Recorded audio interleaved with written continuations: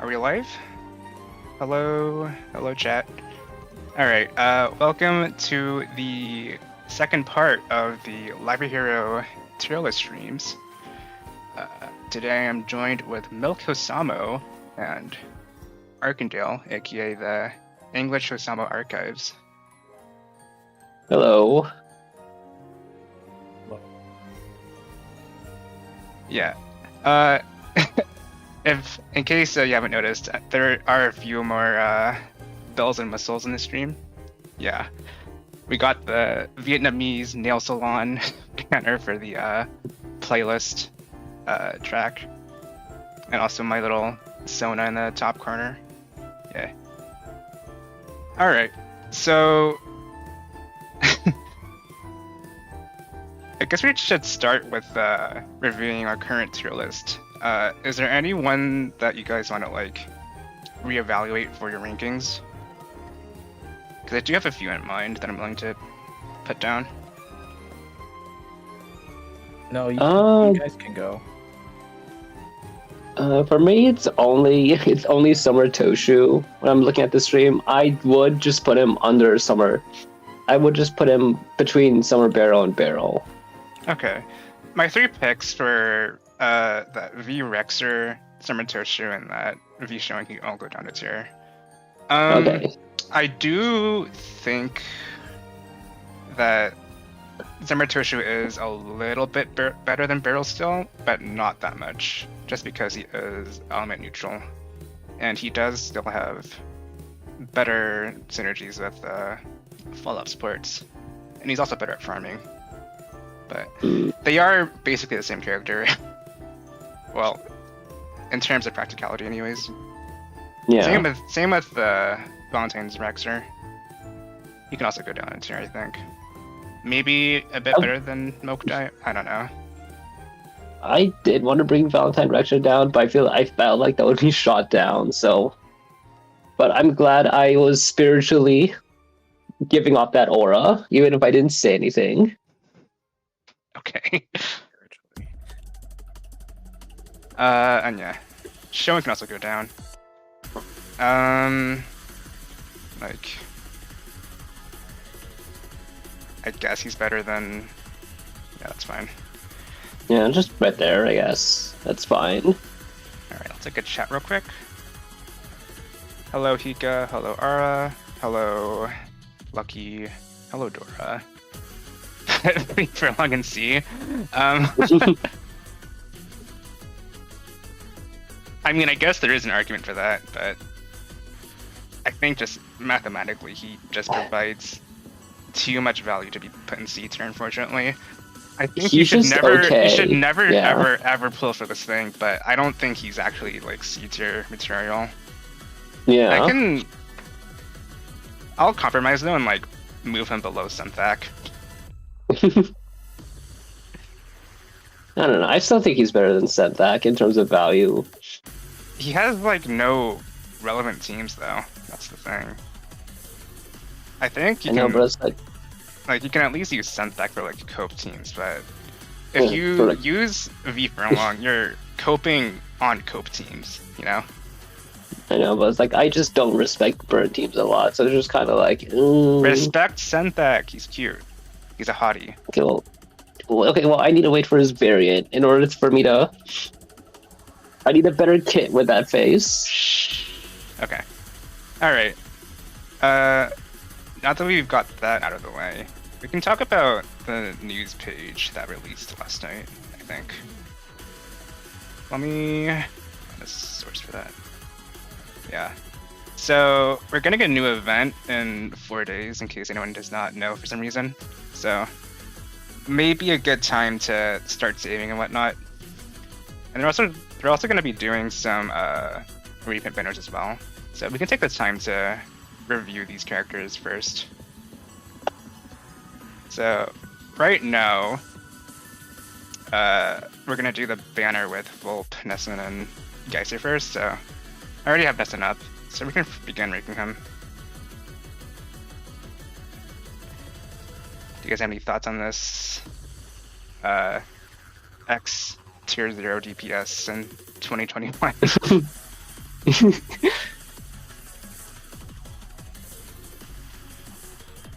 We can just get to the rankings, I think. Okay, well, where do you want to put this thing for Nessun? For Nessun, like Toshu tier, so B plus. Really? Okay. Well, maybe I really underneath, like multiple not hours just to do a B plus tier clear. Honestly, like if you're looking at the damage values, they're like about to say like Nessun does have a high attack stat, but he doesn't have a good S1 like Toshu does. But they're Yeah. pretty much like the same character, just with different numbers. I think he should be. He's actually low-key worse than Toshu. I think if he was in B plus tier, he'd be the worst person in there.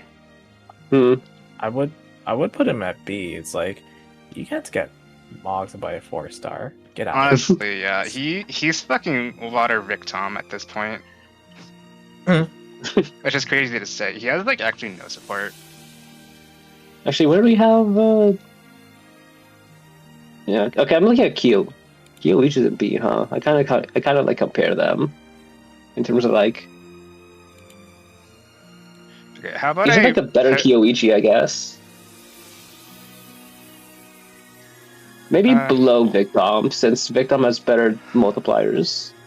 Yeah, that makes sense. Yeah, he doesn't do anything at this point in the game. You fucking had to stall for like 20 minutes for him to kill stuff. I mean, like, no, I had to stall because I didn't want to kill everyone at the same time. I could go faster, but that would kill me. I had to take these so slow, but that was on purpose. But I did kill Moriyasu within 4 turns, so there's 4 that. turns for one person. Yeah, congrats. Alright, let's move on to Vulpacula. Huh? He was like very annoying because he was like omnipresent in like farming teams, like EXP farming and stuff, and like he's like kind of just adjacent to Summer Toshu. I still think that Volp has like one of like the best S1s just for like generating damage, just because damage and view at the same time, since he attacks twice. I don't know though. I think he's like low B plus. Like low B plus? Yeah. I guess like he's like getting 140%, which is basically the same as Barrel, but I don't know. I personally would just put him right next to like Summer Toshu, but like maybe better, but like I just see them as like literally the same character, just a different element. Yeah, it's like you're just getting like the what am I saying? You're just getting the 140% AoE. That's pretty much it, right? Yeah. Mm-hmm. He's a somewhat convenient farm unit to use, but he doesn't really break any thresholds with that. So, yeah. Some people use him for like cope Christmas Geonstar teams. It's not really worth it, in my opinion. But yeah, whatever floats their boats. Okay. Who else is there? Gaisei? Alright, Gaisei. Funny counter man. Probably the best counter unit that we have, but it's not really saying that much. Because the competition's pretty garbage.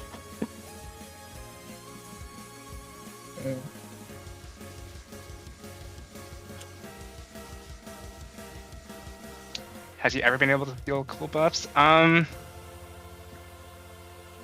Not really. He kind of flops over in HGQs, because like the second he gets hit, this S3 multipliers just like go down the drain, which is really sad. And there's not really any interesting buffs to steal that other people can't really provide for him. So yeah. No, wait, down. I thought his S3 scale is based on how low his HP is. No, they were talking about Volp. I'm just reading Oh, chat. Vol. I'm just reading chat right now. Yeah. Yeah. Yeah. He's not. You don't ever see Volp in HGQs unless someone's like really trying to force him. Hmm. He's one day getting kicked out of the Amity Freak team. Yeah. One day he will be, but probably not that soon. Yeah. Yeah, I don't know. He just has like the most convenient source of counters, and he applies Scar, and his S2 is like pretty strong.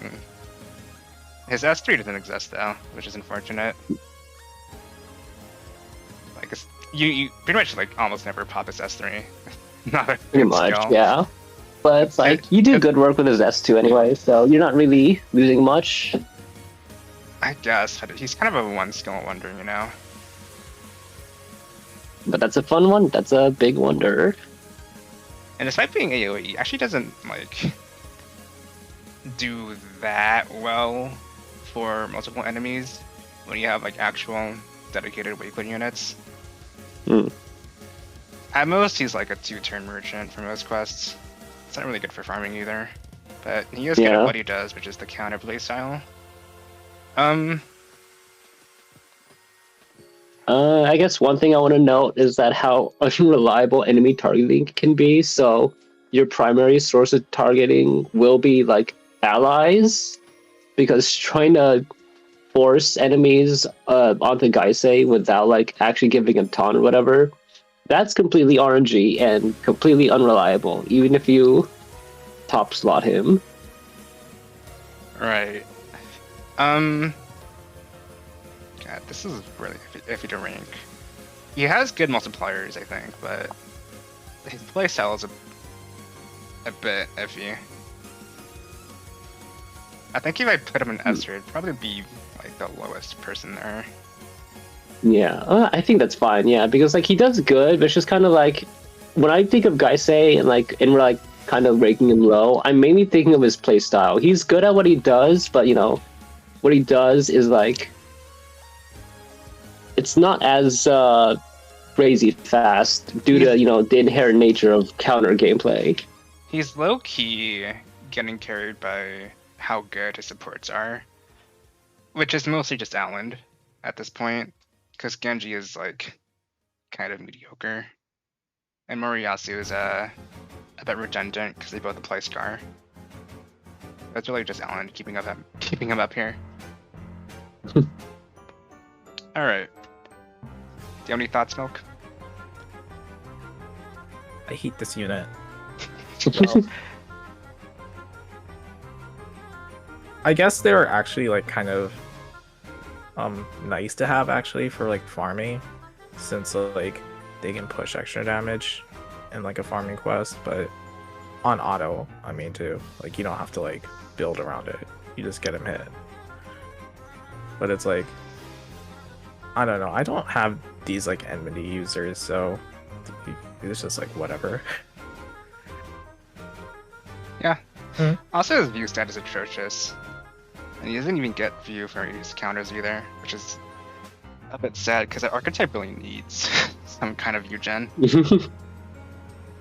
Okay, we can move on to the next reprint banner, which is the Survival Island banner. So let's start it off with Zania. You use this character, right, Arch? Sometimes the level 1 clear with her. Once. Yeah, it was once, and that was a complete meme. But she's like okay, I guess. I don't even know if it's like a good kind of okay. She just kind of does less than what I would want her to do.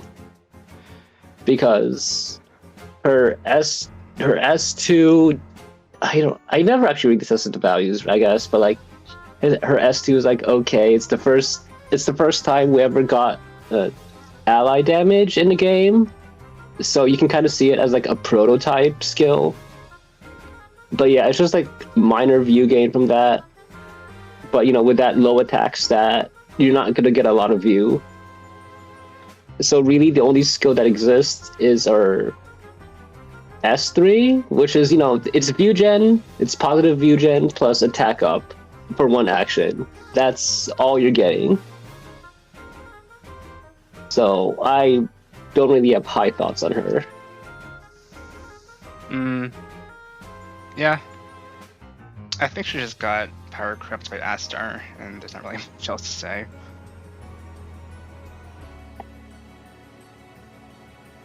She doesn't have any unique amps, and that kind of hurts her usability in the long run.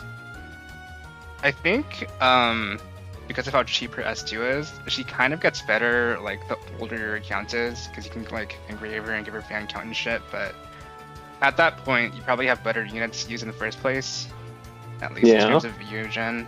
Yeah. That's kind of rough for her. Like you probably have Astar by that point, and like his S2 is just like 1k more expensive. So like, whatever. So I'm thinking like V for a long tier, maybe. Lower V for long at least gives attack up for 2 instead of 1.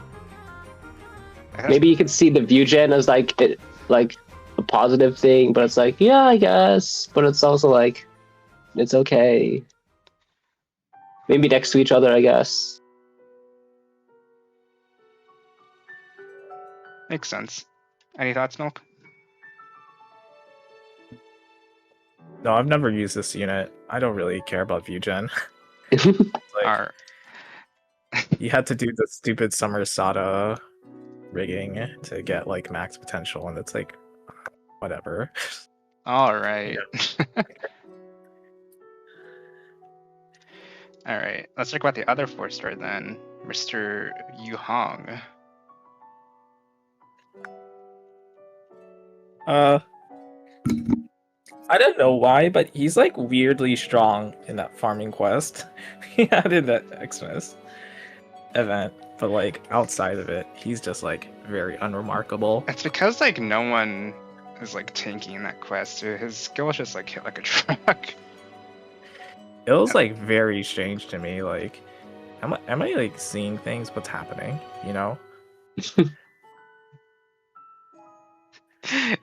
Stay far away from your poles. Yeah, I agree. I mean, yeah, he does like single target damage. Like that's it. Like he sometimes heals, and like you can kind of use his burn on his S1 sometimes, but you probably won't, because it's not that high of a proc chance. Yeah, that heal conditional on his S3 is tragic because that's like heal when you kill someone. That's wow. That is so slow. Yeah, it's incredibly situational.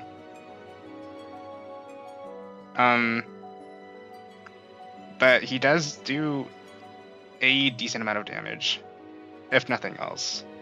So maybe he's like below Kyoichi. He's like a decent, for me, I just see him as like a decent 4-star DPS. His damage value is fine. Like his damage value is usable, but you're not gonna get a lot of use out of his healing. So all you get is just damage. You think Hidor with aim is a better cope 4-star DPS? Okay, base Hidor is like actually somewhat slept on, but yeah, we can talk about him later. His damage is actually quite high for burst DPS, though. Yu Hang doesn't do much.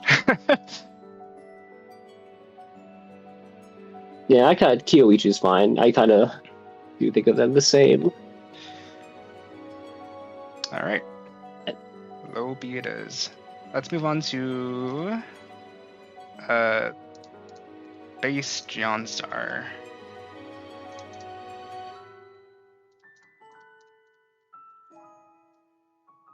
I feel like he's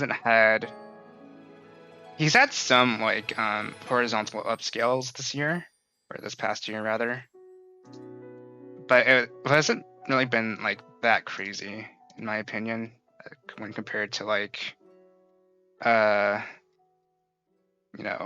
Gonzo's existence. Yeah, he used to be hot. He used to be like really. I mean, he used to be way better back in the day, but I feel like nowadays he kind of just fell off because he kind of exists in this, basic debuffing, buffing meta when everything else has just gone far beyond that. I think if nothing else, he's kind of a farming merchant. His S2 is really cheap and quick, and it's easy to use. So, but he's also tied to the hip with like Semersata, and like no other character, I feel like.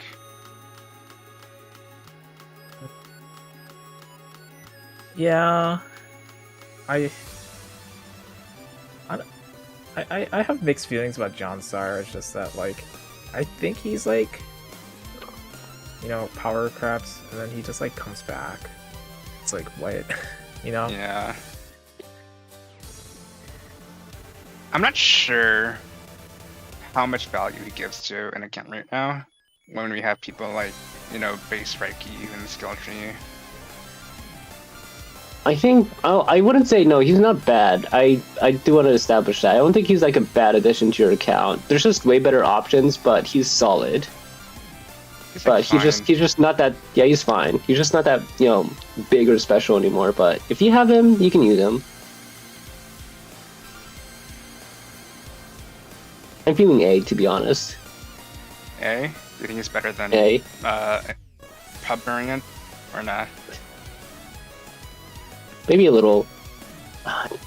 They're kind of like in that same little burst kind of meta, one-hit wonders. Okay.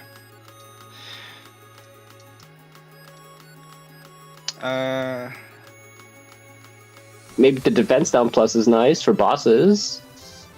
I think the most simple thing is that he can apply like 8 debuffs in one turn if you're against 4 enemies, and that like supercharges Summer you hack. Yeah. Or in like Uh, Volt Variant. Oh yeah, and that the whole AOE speed down, that's good for Volt Variant and stuff. The So issue is he can kind of work with speed. The issue is Yeah. that Bardonzo exists. You just No, gotta yeah, mock well, him. Bardonzo exists. Yeah, Bardonzo exists, which means he's always going to be worse. But we're already putting him in A tier, so Alright. Now let's talk about Semersata. The follow-up king. who has somehow not been power crept in Dude, I'm almost so 3 fucking ready. years. I'm so ready for this thing to get power cut by like something that's actually element neutral. Wood is so ass right now. It's not, but like it's so like oversaturated with like DPS units. Yeah, he has it right. Like, it is so stupid simple. If you just do the same thing, you just spam S1 over and over again, and somehow he has not been power crept in haven't- 2.5 years. They barely touch like a follow-up DPS. That's why. If we got Synthak as the most recent addition, and then we had like Antares, he's like multi-hit. It's not. Yeah. After 3 years, he's still the only one who's like a decent follow-up target, which is kind of crazy. I will say that I think for relevant performances, he's mostly tied to Halloween Essen. So if you don't have that unit, then he does perform like considerably worse. But he's still a very good unit for like farming and HGQs.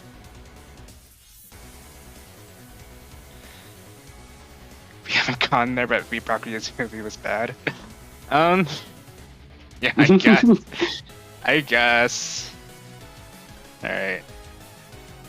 I'm thinking, where do we put this thing? Like below Christmas Tree on Star? Maybe above.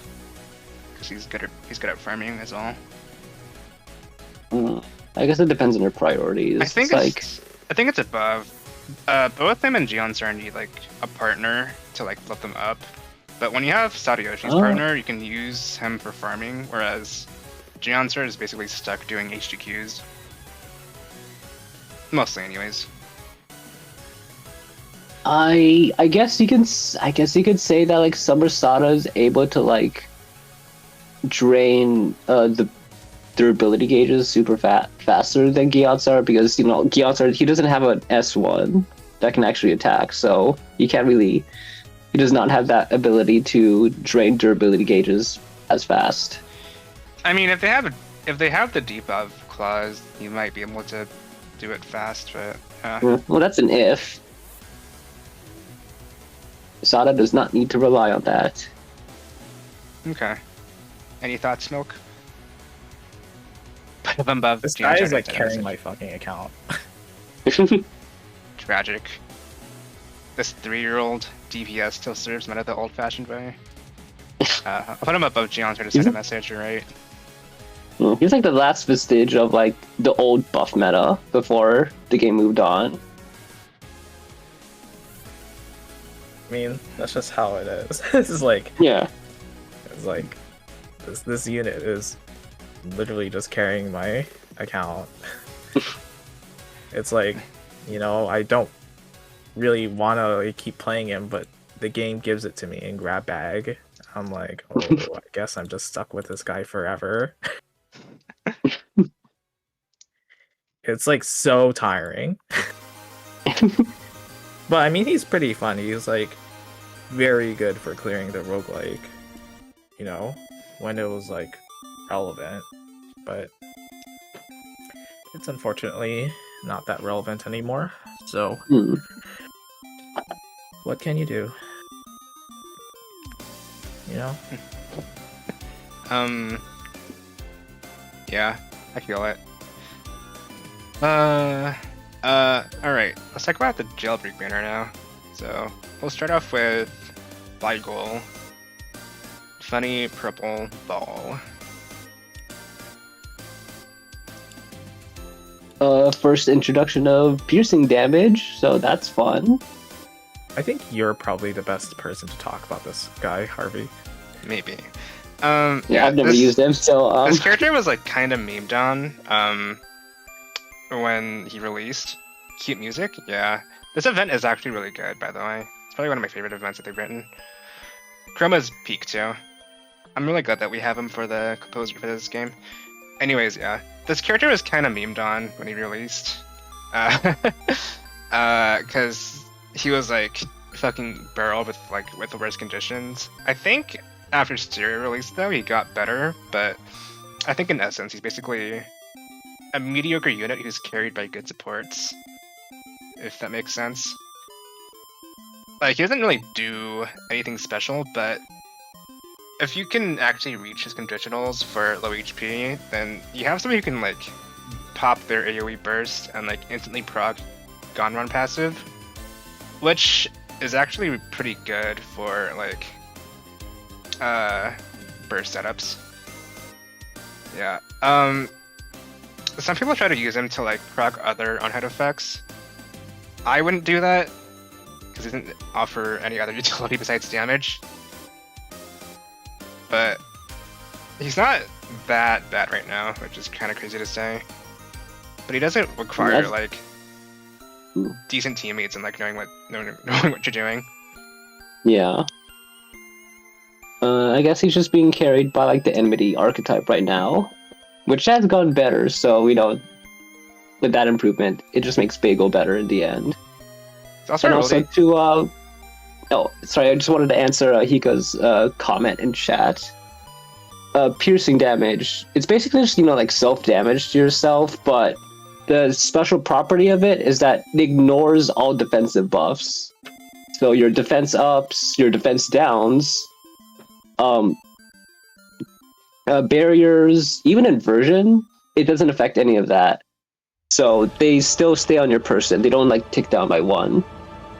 So that's what and you still get like on hit triggers, so you still get hit, but it just avoids triggering any of your defense buffs, basically. Yeah. You want to try Bagel on Horseman Day? It's probably not that good, but you can try it.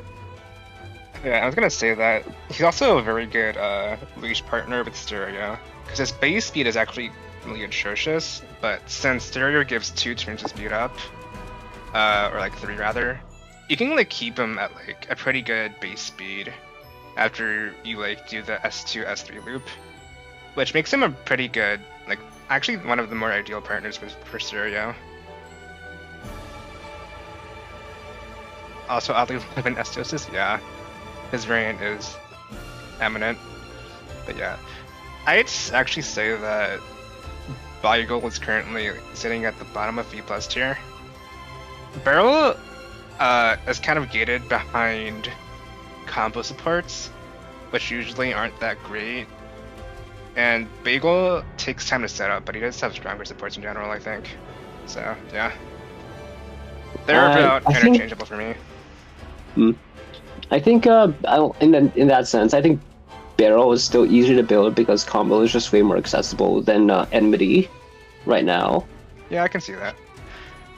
He's probably at the bottom of B+ tier for me. S tier in your heart. I do like the idea of him better than Festival Gamma, I guess. So. Yeah, it also helps that he's like element neutral. And his S3 is pretty cheap too. Any thoughts, Milker? No, because I never use this unit. It's like, Wow.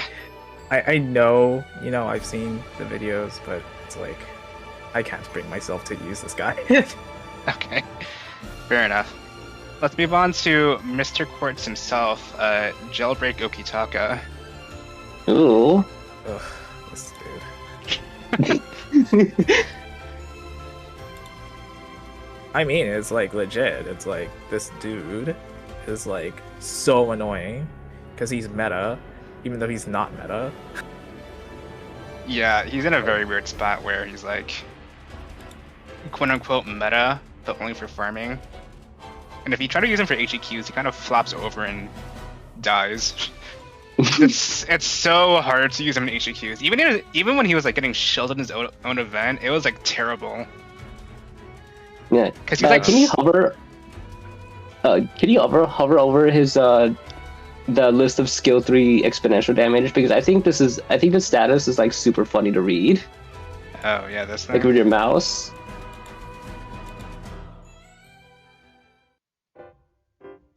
Yeah, because it's like, does that show? Hopefully it does. It should be showing.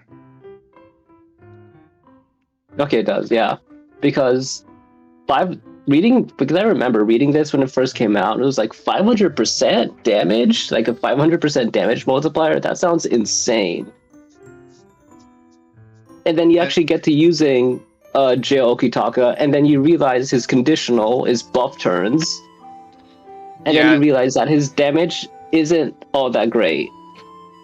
Okay, yeah. Ara, if you're seeing this unit, think of like base Shiva, but like he gets stronger the more buffs that he wipes off himself. Yeah, this is a unit of all time. He's very good for quartz quests. That's his main appeal, that he can easily one-turn quartz quests. If you try to use him for challenge quests, you are going to struggle a lot because he gets countered by like every mechanic in the game. He's a burst DPS, so he can't like push for more damage outside of his turn. He wipes buffs off of himself, which leaves him vulnerable, and he's still like susceptible to like buff removal. So even when you get like the buff that scales with like how many buffs he got rid of, that can get removed as well, which is terrible. Yeah, and like it's like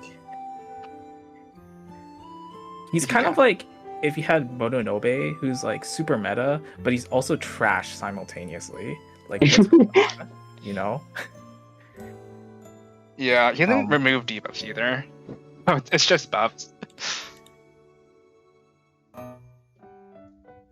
It can keep kind of buffs removed or buff turns. Yeah, buff turns are an actual thing in this game, surprisingly. It's not usually that good though. Or like the DPS at its tights aren't that good. I think it's just because we don't have that many like supports for it. But Yeah, Taika exists, and I think he's like a better version of that. But he's like further down the line in release date, so we'll get to him in part 3 or 4. Anyways, where do you guys want to put this thing? I have no idea. He's so weird. It's like I think the one thing that really hinders him is that it's so annoying to team build for him. Buff turns is such a specific mechanic that it really limits your team options. It's because like, okay, he's a farm unit, so you want to use him for farming, ideally 1-turn farming. But in order to accomplish that, you need like super specific units that can give buff turns really cheaply and like enough for him to reach his 10 buff turn conditional, which is asking a lot. And that limit that cuts off like 90% of the entire cast. He's good in farm quests in the context that you can stack buffs there, so you don't have to think too hard about like team building around that gimmick too much, because you can just like stack the same buffs on him. Which is why like you see people like using Crisp Smoke Dye with them with like Astar. But yeah, he is a good farm unit, and he does sweep quests when the enemies have like less than 30k HP. In a sense, he's kind of like the Nightglow's Kurigane of this game. So, I think just for like convenience in that department, he's like around A tier. But I think in terms of like unique utility that he gives your account, he doesn't really go that far. So I think he's like worse than Chaser Elgiba. I think he breaks a lot of accounts. Like, I think a lot of accounts just can't use him, honestly. That's what I... Like, he's just gonna sit there. Even if you want to use him for farming, you have to pull for, like, Viskunam, Shoin, The thing is Halloween Nessun. Most of those units are, like, permanent-ish. Yeah. And, like, Shoin, yeah. And, like, you can use Astar as like the last one to actually given the damage. It's so weird. Bottom it's of like, A tier for me. That's what I think. I'm thinking that too. Christmas Reiki is more flexible as a farm unit because you can use him with any DPS instead of Okitaka. You need to start telling people to redeem Shoin instead of Gomesa. Dude, I can't in conscious do that. Nightglow's Kurigane meta real. Yeah, you know it. Job Itaka because he does his job. Xgeon Star is S tier for his HDQ, so Jokitaka should be S tier, not others. Okay, the thing is that anyone can fucking clear farm quests, but like, if you like occasionally look at the help channel in Lawcore, you'll know that people actually struggle with HDQs a lot. So yeah. Is A tier farming with you, Milk? Yeah. No. Right back, but I just came back. But yeah, are we still on this stupid guy? I think he's. I think A tier is fine. I mean, it's like, is he worse than Xmas Reiki? Like, I don't know about that. You know. I just have him over because of flexibility. It's like you can use Christmas Reiki with anybody as a farm unit. While you need like, there's a higher chance of Okitaka breaking your account, and there's nothing you can do about it. Yeah, he has higher highs, but also lower lows, which is. I actually do kind of like using this unit in the sense that like he's like my auto clear for like the easy HDQs. Are you using like, Okitaka for that? Yeah, because I don't think anybody else has one that's good, you know? Damn. The fuck ass quartz auto build. Unlucky. Well, you're speaking to the person who had like Master Sidekick passive on their Summer Yo hack.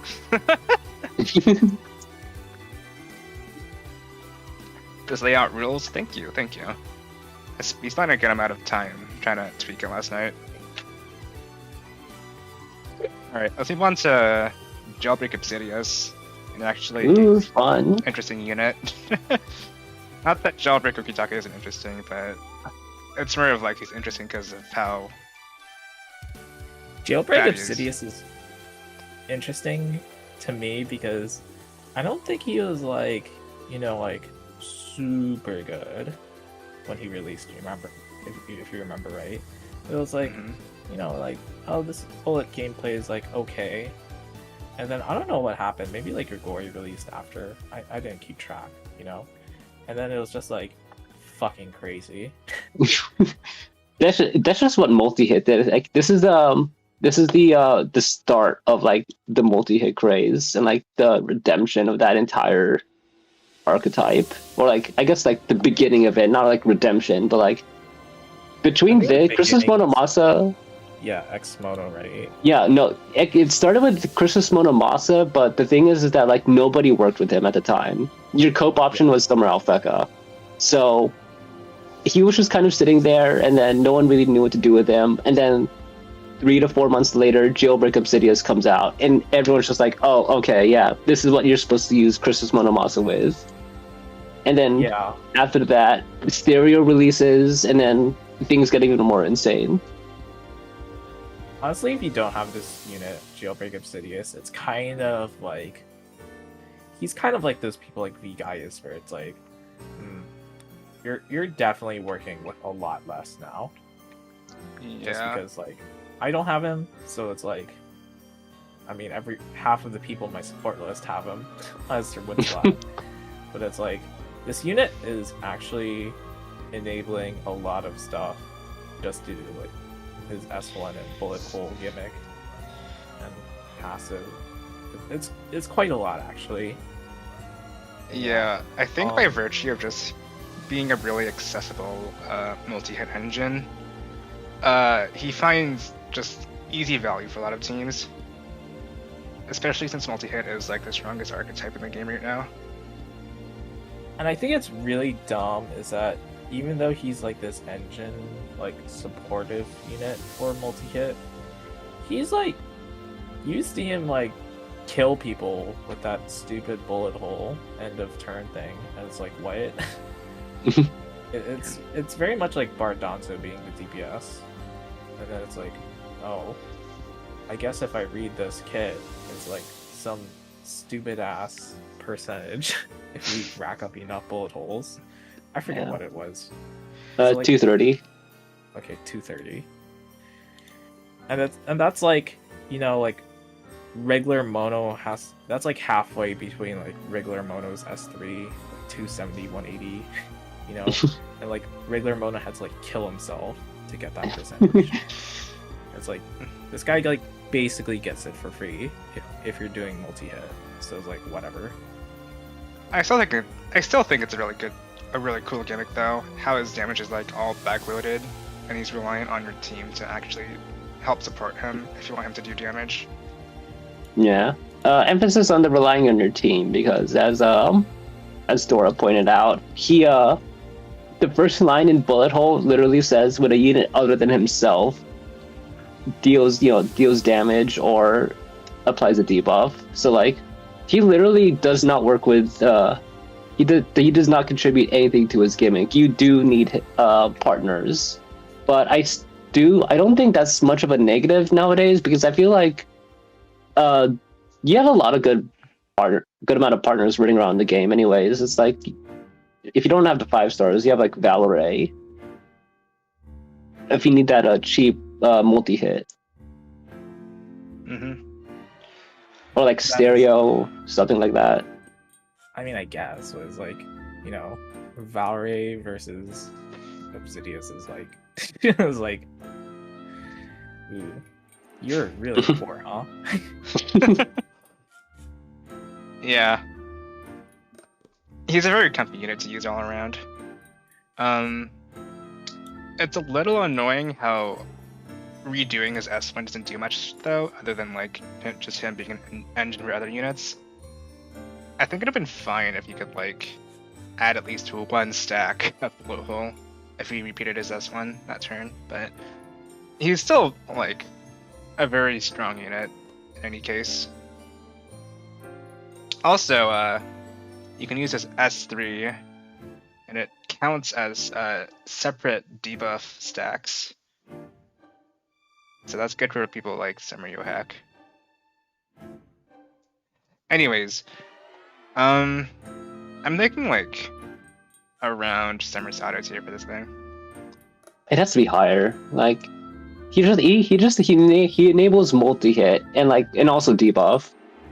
And he just pilots whatever sidekick passives you have on him. Like he can apply aim, he can apply scar, he can apply I guess Astar, the defense down if you want.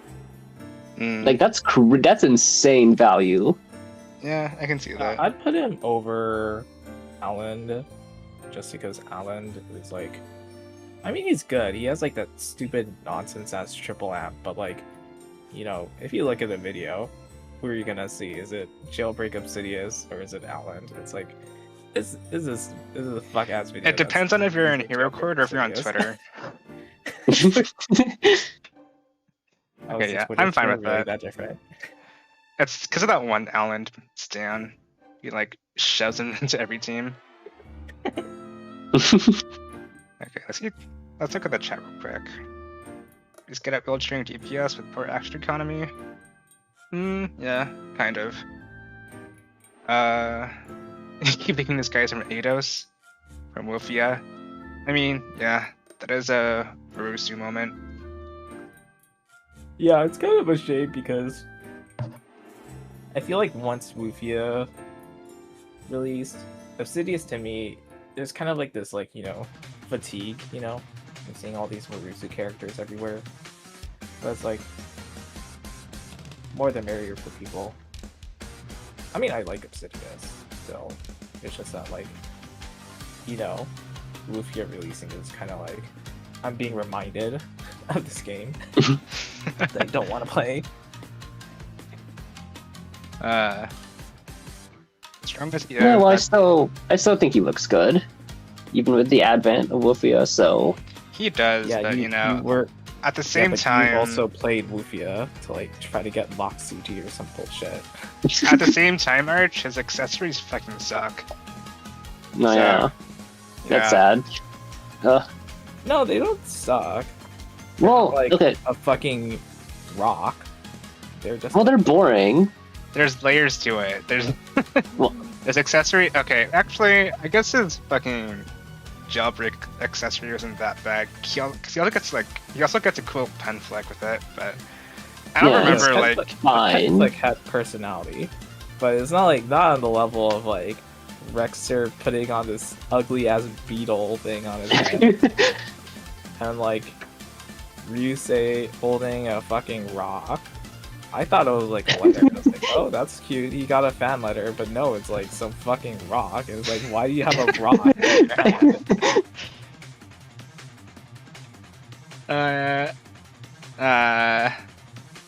We don't talk about Chocolate Volcano flop event. Oh, And then Exmono gets a star. I'm like, is this some event thing that I didn't read? It's not even a fancy star either. It's or a flitting star either. It's a fucking attached to his hip, like a goddamn keychain. Yeah, it's just a boo boo star. It's The boo boo star. maybe in an alt timeline we got Dark Monomasa. And this rerun, Dark Monomasa has his skin. the last Christmas rerun, it was oh, Johnso gets this whole ass mini car bomb thing, not an actual car bomb, but mini car that's also a bomb or something, and then what am I doing looking at my Exmono with this dangling star instead? It's whatever. Okay, to be fair, accessories were kind of flopping for a good while, where they were just hats or random floating accessories for a while. So Gionsar is just kind of getting us back on track with these high quality accessories, luckily. Yeah, I guess it is a really good accessory. It's really cute and quite unique. I just wish I heard about Gionsar more. Also, Hika says accessories peaked with 8 Toshu and it's been downhill. I don't use. I think I have accessories turned on for like everyone by default if I have them, but like I'm gonna admit I genuinely don't have Toshu's accessory on because I think it's like kind of a downgrade. Yeah, I'm not sure. I think it looks worse with it. I agree with that. I guess it depends on your priorities. Like, I think a lot of people prefer like gimmicky mascots, like the Wolfman for Vizu Hale and what's there? The Vescunon box. Yeah, because those have their own animations instead of just like floating around and shit. Yeah. You like the whole sprite changes? Yeah, I could do that. It's the same reason why like Summer Alpheka's accessory was like a pretty good upgrade for him. Oh yeah, for sure. His base form was kind of atrocious to look at. Slime Bunny? Yeah, Theo's thing was like pretty nice too. The creature. I did not know that it was actually like a part of himself though, so that's interesting. Okay. What of himself? The Theo accessory. It's actually like a part of himself. Oh. Yeah. I don't know, I thought it was obvious. Wah! I'm stupid. Yeah. Alright, let's talk about let's go back to the release order for these characters. And we're gonna talk about Marfic. Arch's favorite husbando in this game. I need to take a look at this kit. This is. I'm gonna be real. I want to read this unit because I don't want to invest in their skill tree. It's just like so much money for a unit that I won't use. It's like I don't think it's good anyways, you know. I think the only thing I can really say is that he does give like a high value of barrier because if you max out a skill tree, it gives 100% of your view stat. So that's probably like the highest barrier you can get without like inflating it with like attention or ban count or whatever. But it needs to be under 50%. Yeah, this unit's just like way too situational, and the payoff for it for using him isn't really that great either. It's like what you get a 20% amp and barriers, but like you have no way of actually reducing your HP without using like Vlaham. So if you don't have Vlaham, then this character is like low-key bricked, I think. I don't think I would even want to use this unit with Vlaham though. Yeah, I'm just saying like he's usable with Vlaham, but it's not really that great with him either. So I mean, I guess he has like value if your team is dog shit, because barrier is big, but it also doesn't go above the 3k cap, so it's not that great either. And he's unique because he has the like intent. You can go. Technically, he's like technically he's like the only unit who can trigger the skill of someone that isn't S1 aside from Visu Hale. But the way his kit is worded and like how his kit works in general, I think it's very clear that you're meant to loop his S3 into his own S2 so that you can kind of like upkeep taunt. It's like, I guess that's fine, that's okay. That's all I can say, really. This shitty ass extra action. Our only S2 proc in the entire game, and it's with this dog shit skill tree. Like you need a conditional of like the ally being less than 50% HP, and it's like okay, and then it's like it's the ally with the least amount of HP, and it's like and then like you think about like, you know, Laham, and it's like wait, this unit's S2 is like something that I get for free. It's like, you know, it's like, oh, like whatever. Okay, but like, you can only do 2 S2s and then 1 S3 per turn. But now with Marfik, you can do a third S2. Yeah, it's like 10k view for like that one more S2. Oh my god.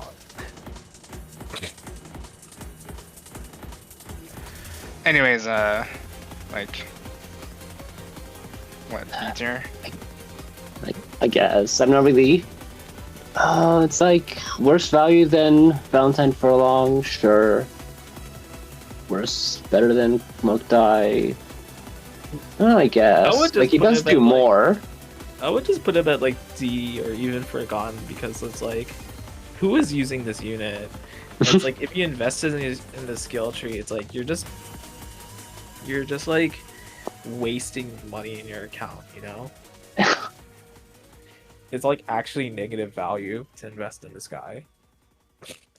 I kind of think that like in some possible future, there's a slight chance barrier might become funny if like there's some like attack stat based on your barrier value, and so Marfik could become better. But like that's a hypothetical, so that's not even relevant. That's just like a theory.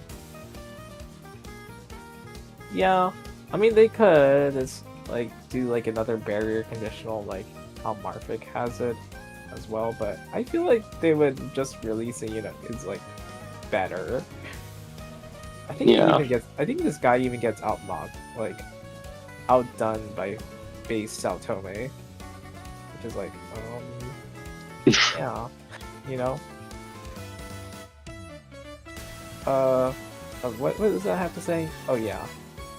Going back to accessories for a bit, you know how like if you buy an accessory that you're never going to use, you're really just wasting currency in your account, right?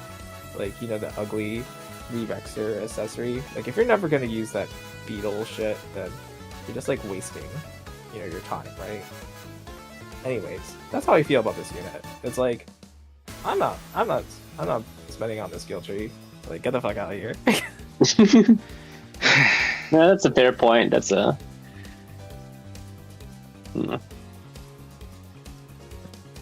So, I just don't feel like motivated to like really rank him higher than like I don't know, because like worse than Donzo. Like I know his kit is kind of like forgotten, but like I don't know if he's like that low. Like it works, but like you don't want to use him.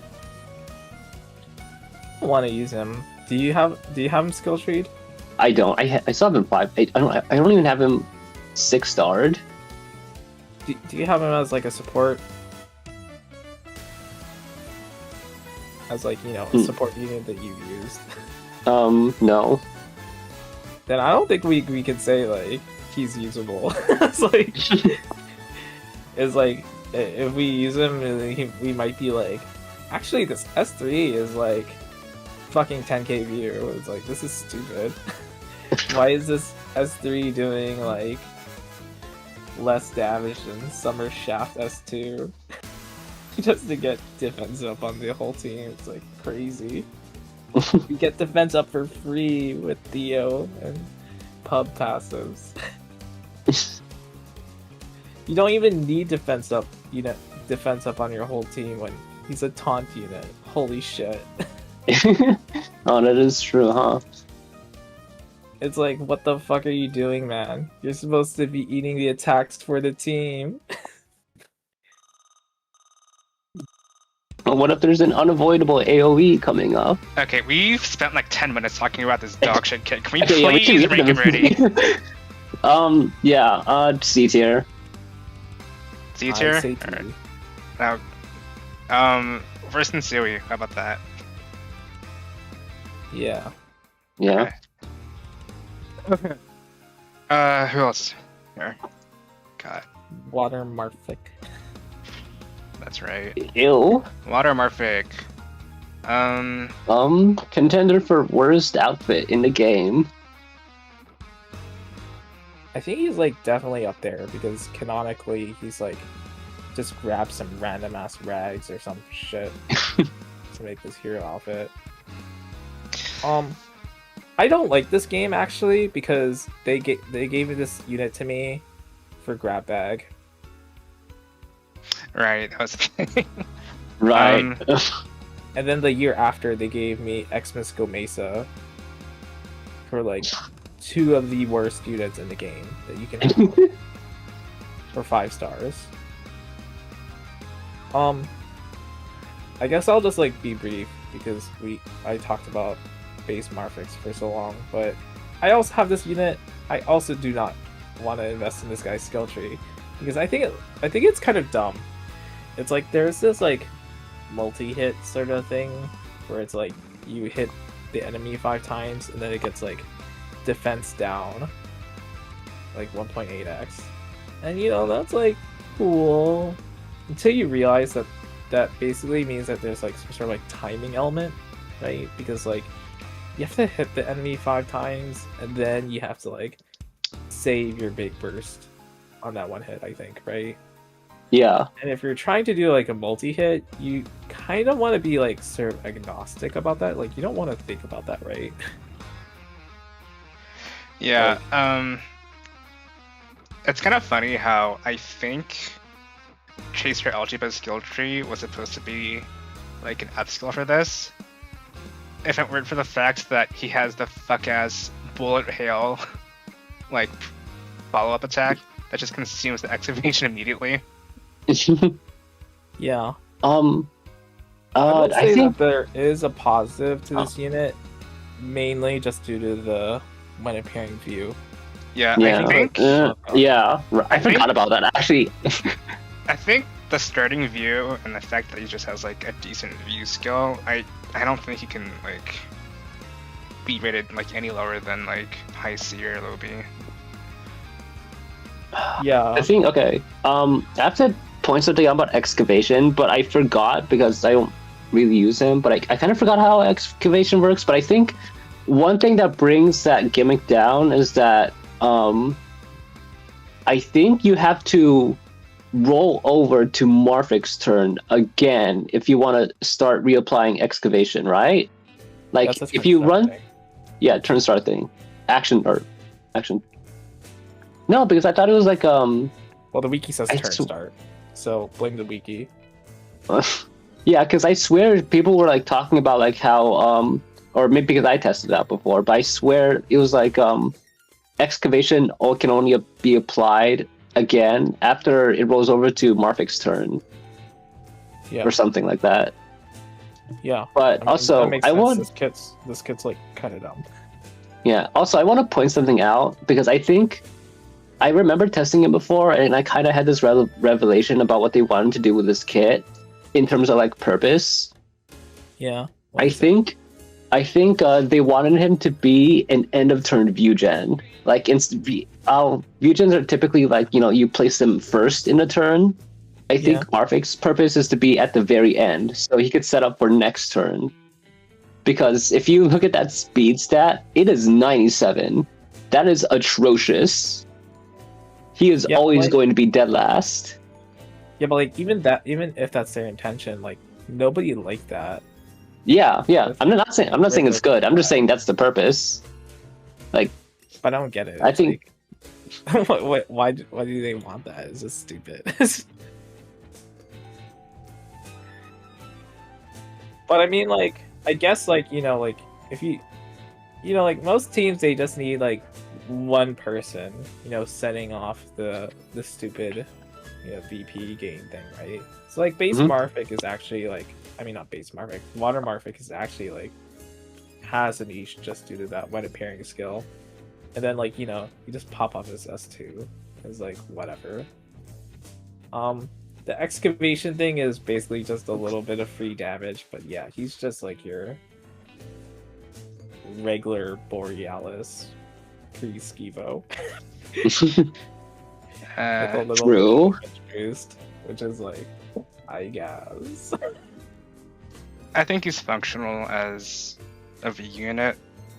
Not that great, but I guess other people can take advantage of like the starting view. Yeah.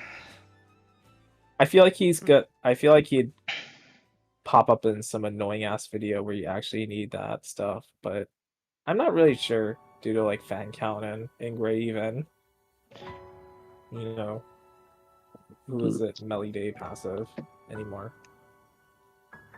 I'm also looking at the skill tree again, and I think it's hilarious that they didn't fix the 50% defense down on his S3. Like, you add this excavation gimmick, but you don't fix that at all? Okay.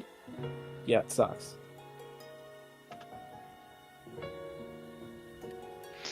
Is he like yeah, better or worse than S3. base Marfic? That's my question, because I never really kind of figured it out. They do different things, but I don't want to use either of them. Isn't View just always gonna be more useful than Barrier?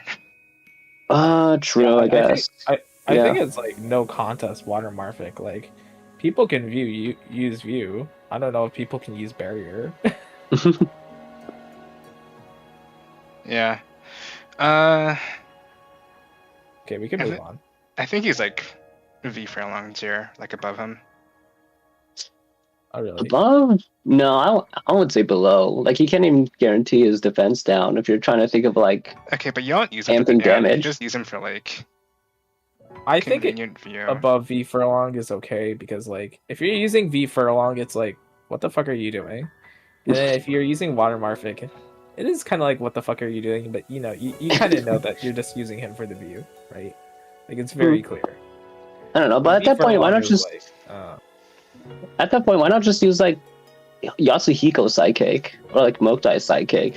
Because they don't give you like 5k view at the start of the battle, like automatically. I guess. Yeah. It's still the stupid ass speed stat that's the problem, but yeah. I don't know. It's like I think enemies give you enough view when if you just spam weight on everyone. Like I don't think start of turn view hasn't really been that much of an issue. So it's kind of like he does have that niche, but I don't think it's really that necessary because I don't think I've ever really like struggled that much with it. I don't think I struggle that much with it, but I also think it's just a better gimmick that's like exists compared to like V Furlong. And you know, obviously base Marfic, who has his S2, but it was like, what are you triggering?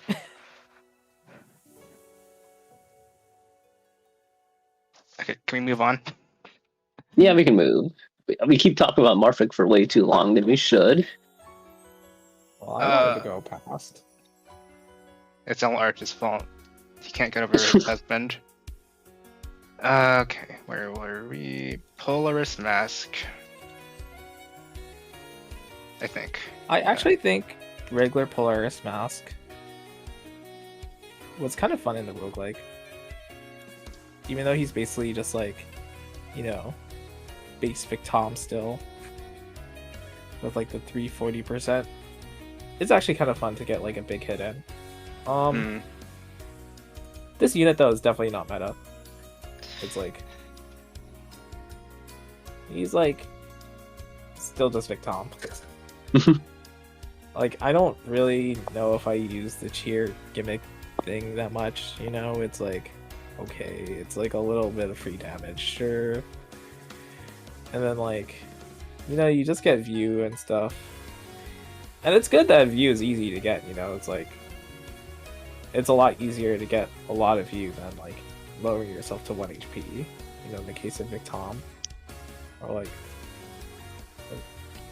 but it's like, you know, it's like this single target DPS is like very hard to make an argument for. Where it's just like one action per turn. Yeah. He got like a decent upscale with I think it was Josen's existence. But it didn't really go much further than that. Like I thought really like when I thought when I landed like Josen to you or Noman for you, you're like dying though. Like trying Josen shit. Yeah, I'm just saying it didn't go that far because there wasn't that much other support for this archetype. I think Polaris is just like better Noman though. It just does more damage. So like, I can see it. yeah.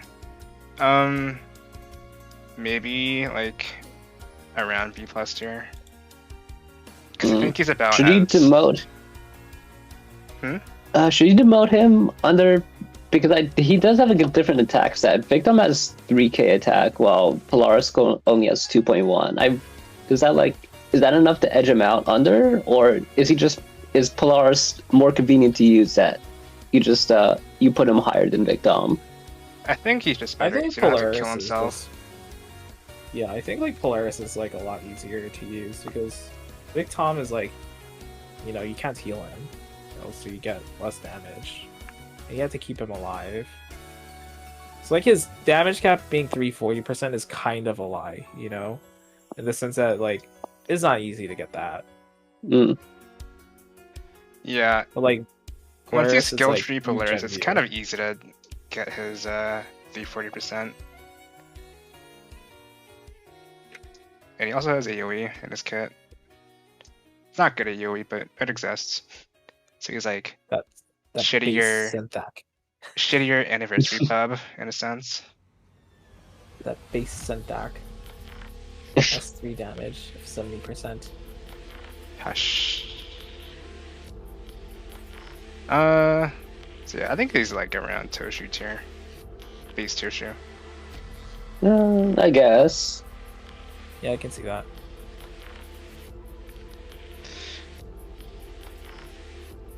Alright. I guess, yeah, you could put it there. It is like pretty easy to max out his S3 damage. So I think putting him above like Volp and Toshu, I think that's like fair. Or Summer Toshu, I mean. Wait, no, he's single target. And I just put him there. Why not? Alright. Let's move on to his variant. Water Polaris. Fake Bear. It's still really good as in like the I don't know what to do serve unit. But to be honest, I don't think we've had that situation. Or like, you know, the people who do know what to do, right, aren't bringing this unit. So it's Yeah. like kind of hard to like say he's like super good because like if you're good at the game then you don't need to use this unit. Yeah, he's like the definition of a crutch support, I feel like. He can like hard carry through a lot of HDQs just by virtue of like not dying and like redirecting aggro and doing okay-ish damage. But he doesn't have like his own archetype, I think, besides like survival. Yeah, like at best he can apply vertical AoE, but that's kind of slow. And I feel like he does not contribute to your team at all. He is very much a selfish solo unit, and so if you bring him, your team will be slower. But it's also safer. But like if you're bringing Polaris Mask, that kind of implies your team isn't that good to sustain itself or to kill the enemy or boss within like or fast enough before they kill you. You know. I'm not sure if Reminder he's, that Arch. Oh, you can go first. I'm not sure if he's actually selfish, but he is more independent than I would like him to be. He kind of like exists like away from his own team. So he kind of supports them just by like doing his bullshit, like buff removal and shit, and attack down. Because that also just benefits him as well. So yeah. Reminder that Arch is like, you know, saying all this negative shit about Polaris Mask, but he still has a band. True.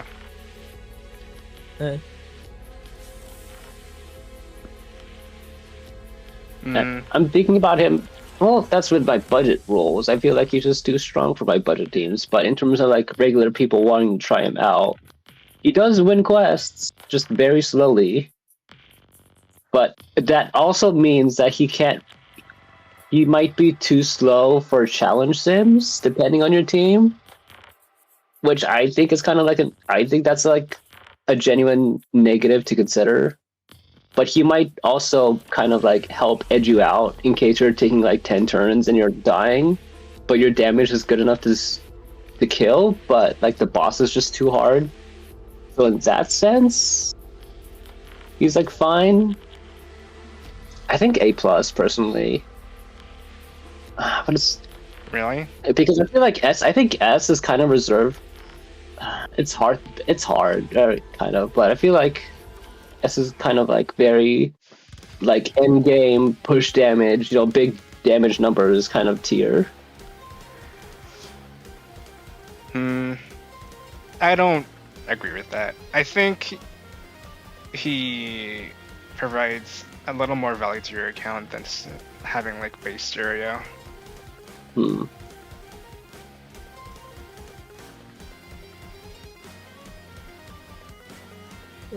It is a hard sell though. It's like in this weird limbo. Because he's not really like a best in slot for any team. He's just kind of like a splash unit that you put in, so because your team's dog shit. Yeah. He's like the unit that I like think is like okay, and then Barroson posts some stupid video where he's like, I cleared this quest with 2 Polaris masks on auto.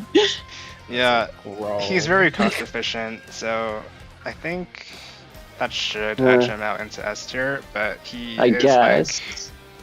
Like, he is the line between S and A plus, I think. Sure. I can accept that.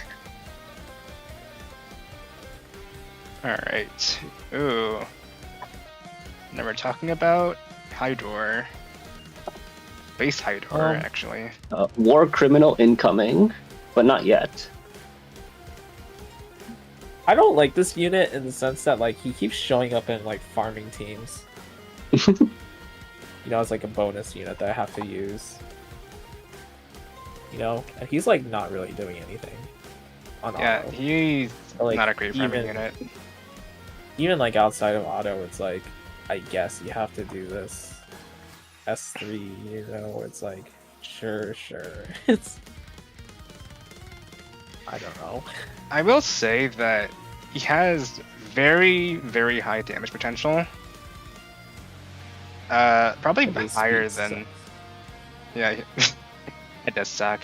It's probably higher than, like, the damage potential of, like, Polaris Mask, even, like, Anniversary Pub, I think. The tricky part is just, like, getting him to do those numbers, which is relying on, like, aim, which isn't hard in it of itself, but you also have to worry about, like, other amps, and also his base speed stat. And I think... because his, like, things depend on speed, and he's, like, 103. Yeah, but I think with, like, you know, with Bard Donzo in the game, it's a lot more doable now. Especially since speed as an archetype is just a lot better than it was before. So there is, like, an argument for him to be in, like, around A tier now. Just funny to think about. It costs 13k though. That's like, that is a notable negative. That is expensive as hell. Yep. He's one of those units that gets better the older your account is, because you're more likely to get, like, engravement copies of him. So at, like, 50 engrave, it goes down to, like, 1100 or something, or 11,000. He does have multi-hit synergy at least. You know, his S2 deals 2 hits, his S3 deals 4. His S2 does 1 hit. It's 2. It's 1. His S1? His S2 is 1 hit. His S1 is 2 hits. Did I say S2? Yes. Oh. Okay, yeah, I meant S1. This liar.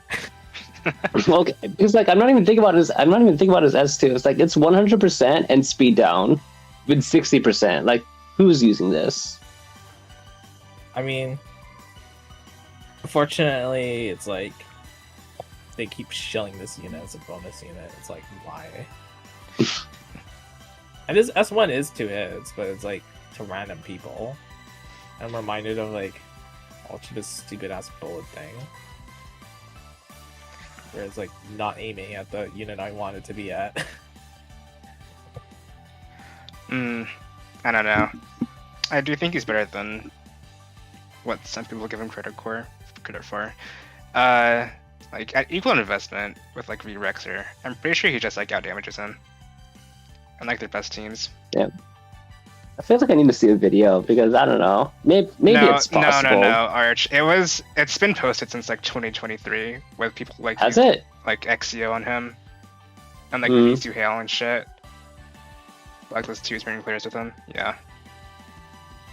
So there are like high door mains going around and actually using him as a main DPS.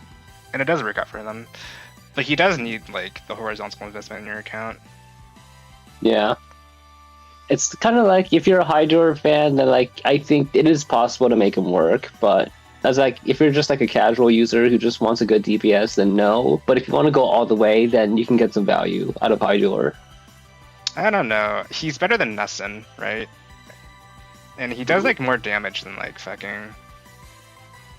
Who was in here? Polaris Mask.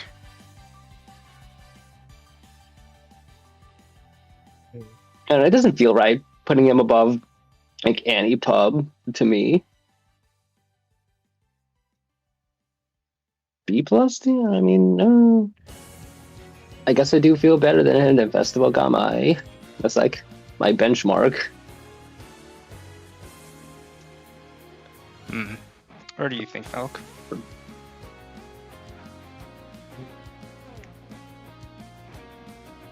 I will just go with what you say because I remember those stupid ass videos. Yeah. And I was like, what the fuck are you doing?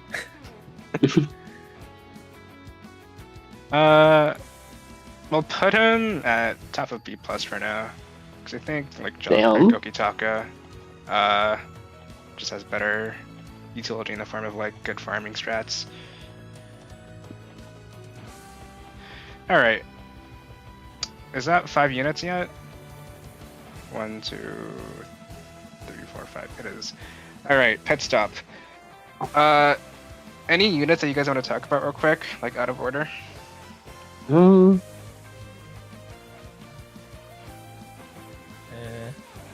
really.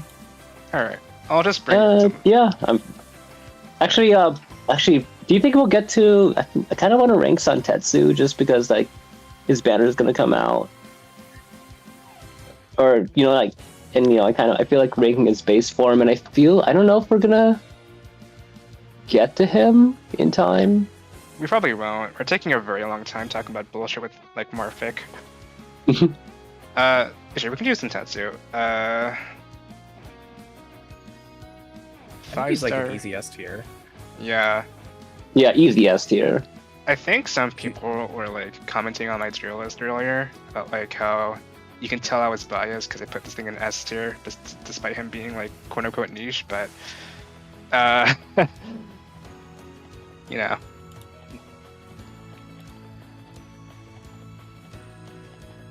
No, it's like, you can use his S1, so his S1 is just so, it's literally free. Pop S1 and then do whatever you want after that. It's like it's a very simple kit, but like it just works. This thing has gotten, like, consistently upscaled on, like, every banner, almost. Like, it's only gotten stronger because it's getting, like, better teammates. Where would I rank him, though? That is the question.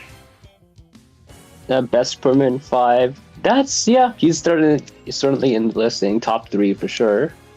Better than I don't really have Alan? like a mental list right now. Yeah, I think so. I don't know if I have like a mental list. Better than Alan. Yeah, sure, why not? Speed's crazy right now. Yeah. That works for me.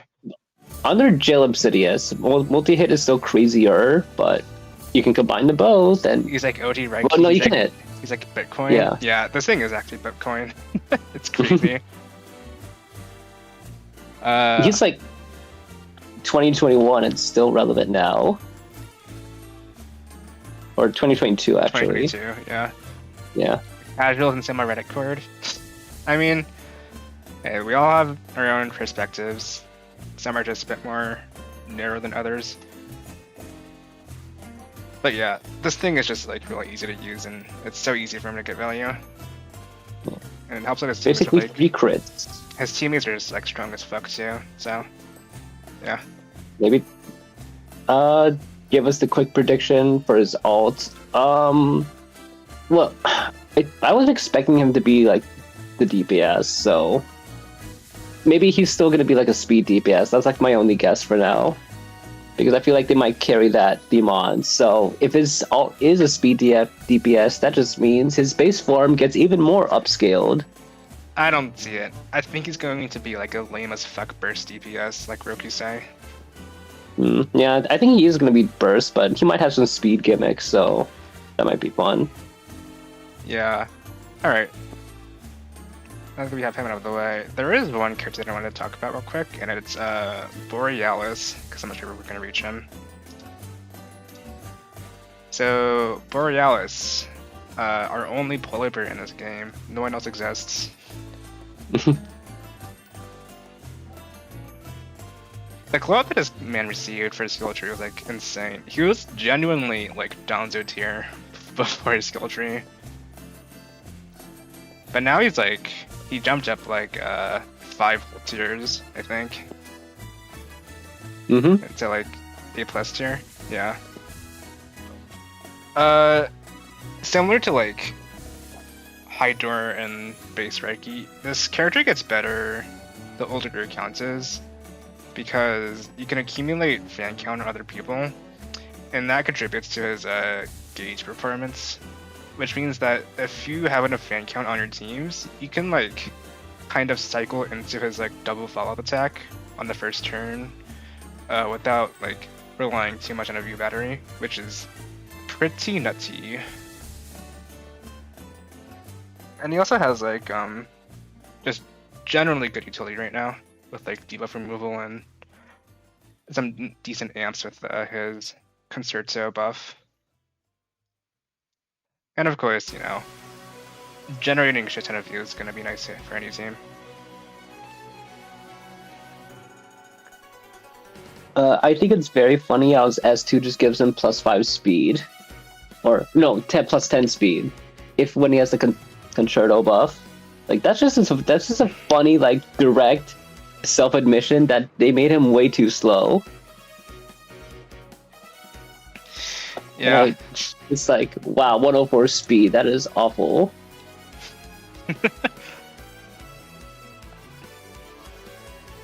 He's got some good low costumes when paired with OG Stereo. Yeah, him and Stereo are pretty nice.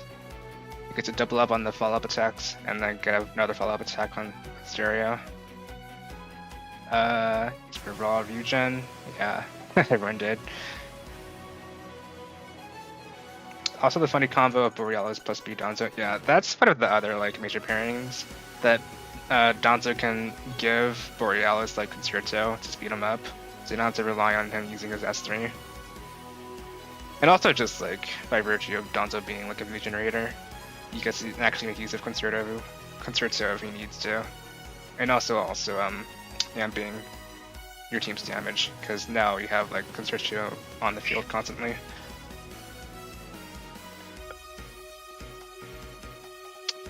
Any thoughts, Smoke? One of the best 4-stars in the game, and his skill tree ruined everybody's expectations of Barrel on Alchibo. Did it not? Like, everybody. Oh, very much, yeah. I was like, what the fuck? You're worse than Borealis. What? I mean, hey, skill tree should be Borealis tier. Or, yeah, I think it's very fair to have our expectations high. But yeah, it's like very clearly like, oh, yeah, he fucked up, you know, and they fixed it. It's probably Oak Spies, you know. Yeah. It might be up there with Raiki's skill tree and how good it improved the unit. I could see that, yeah. I think Summer Victom is a bit more comfy to use, but they're kind of like interchangeable for me. Borealis does have like a passive 25 amp when you have a concerto. Yeah. Like that's nice. Can we do curses against Life Wonders to improve tier skill trees? You can try. Did you guys see that like fucking Simmer Barrel got a bug fix for his skill tree, but like it didn't improve like his S1 combo gain at all. So it was like intentionally shit then. That was crazy. Yeah. The Oak Bias is real, or the anti-Oak Bias. He is not a barrel fan, unless he counters anti-variant, then...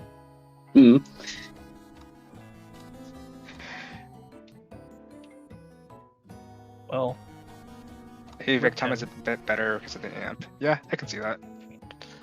I think it's also just like him having a more consistently better action economy, whereas once you use barrels or Borealis' follow-up skill, it's kind of hard for him to loop back into using it.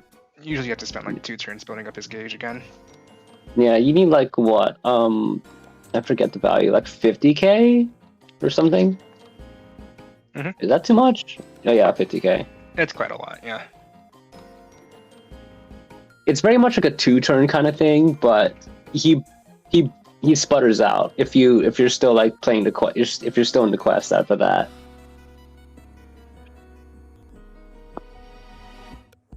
All right. So in that sense, yeah. Yeah. That works for me. All right, we can go back to character ready now. All right, where we leave off at? Oh right, the first war criminal that we're gonna talk about.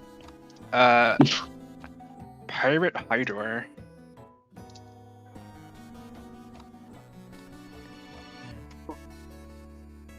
Who dropped this in the game? Yeah, this shit is is their criminal. turn 1 clearer. This shit is fucking criminal, dude.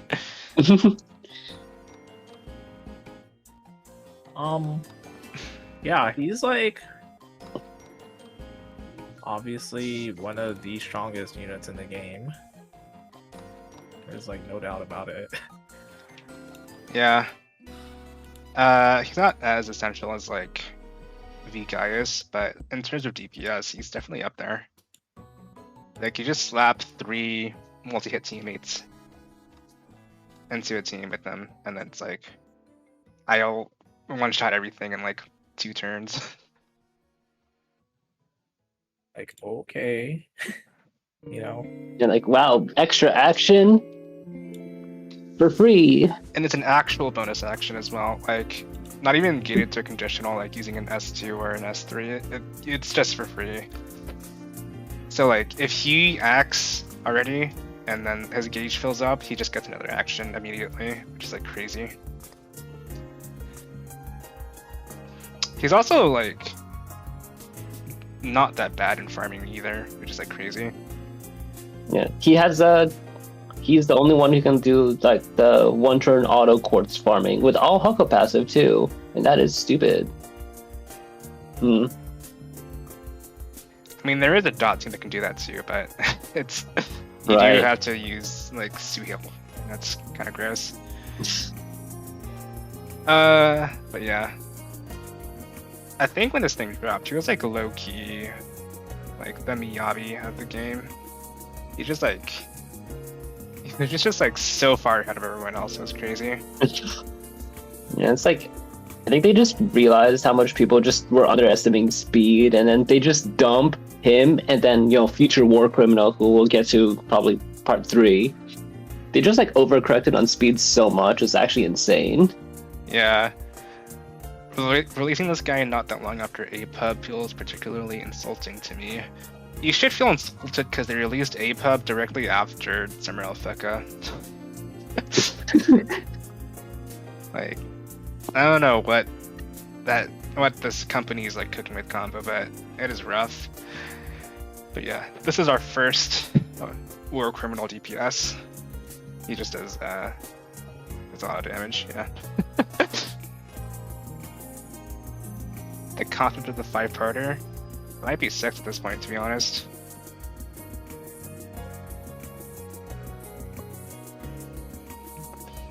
Alright. Well, I feel like, are you leaving him under V guys or above? Because I feel Under. like he's above. Really? But I don't know. For me, I guess personally, I just think that it's just kind of like V guys is set up while high door is the payoff. And so I guess naturally I would put payoff units above the setup. The thing is that V guys is just really good at like being a wheelchair support for a lot of DPS units. And also,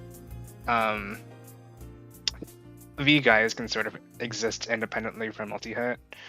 Not nearly as good, but the fact that he's like decent at like functioning as a basic support because he can buff 2 people at the same time, on top of like refunding his own skill cost because it was free S1, it is a little insane. So I think if I had to pick, I do think V-Geist is the character with more account value.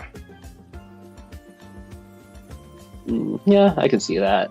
But like, it's war criminal tier over here. Yeah, it doesn't really It's matter too actual. much. These people are like all interchangeable. There is an argument for like them to be in any position. Alright, let's move on to the next person. That appears to be Koki and Sirius.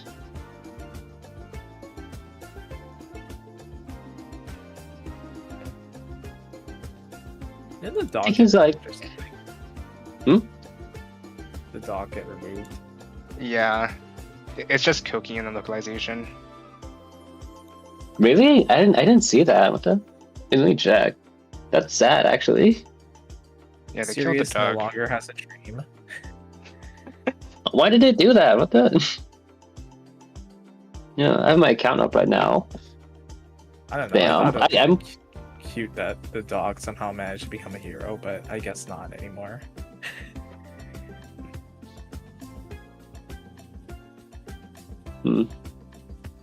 Anyway, for his actual kit, I think it's like overkill. It's very much like a meme value, like, oh, like ViewGen who gives you 30,000 view, that's a lot. But in reality, you never need that much. Yeah.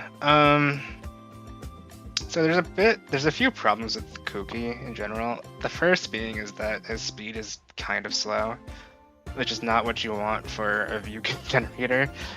The second is that even with skill tree, he doesn't give any amps, so he doesn't really speed up your clear times. I actually redeemed Koki after like I saw Anniversary Barrel's kit, because I thought it'd be funny to like have a bunch of view to spend, but it's really not that good. I think it's kind of weird how he gives a lot of view, but his passives are kind of aimed around damage mitigation. Like, he has this effect where he increases your defense based on your current VP, which feels like the antithesis to why you ViewGen in the first place, which is to like pump out your most expensive skills to deal the most damage. So in that sense, and he has healing on his S3 as well. So in that sense, it's like he helps sustain your team, but he doesn't contribute to damage, aside from giving them the resources. But his kit is very much built around sustain, which I think is a strange decision. I think it also hurts him because his healing doesn't even apply to himself. And the thing is that like his healing is based on his own HP, so he's a healer. So he's like a sort of healer who needs to have high HP but can't heal himself. So that's like, okay, you need to bring like a separate healer for Koki. At that point, like, what are you doing? Yeah. It's kind of a struggle bus to use base Koki. I think him having a shitty model also nerfs him, because like no one wants to look at him.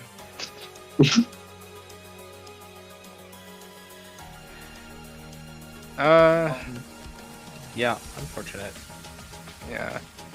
I would say he's like marginally, and I do mean like marginally better than like base Mokdai, I think, if you invest into a skill tree.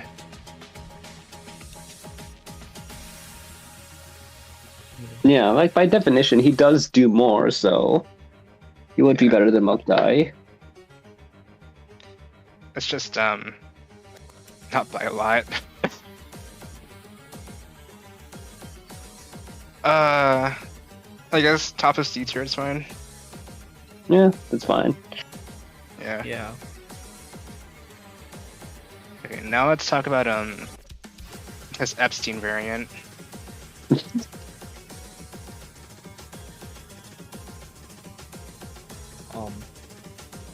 Yeah. I'm A very annoying unit to constantly see because he's so fucking strong. How do I crop this thing? Okay, there you go. Just his S2. put his dog, put the dog sprite version up. Is there just a dog version of it up? Somewhere? Yeah, it's at the bottom of yeah, it's the ADV skins at the I very see. bottom. Oh, that's really funny.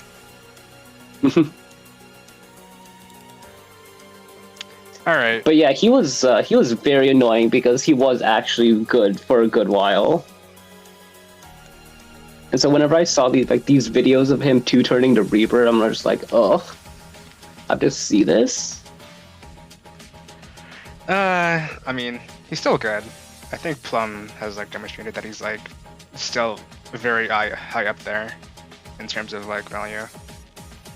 Because in some teams he can be like a Christus Monomasa side grade because it's easier for him to get his amps up.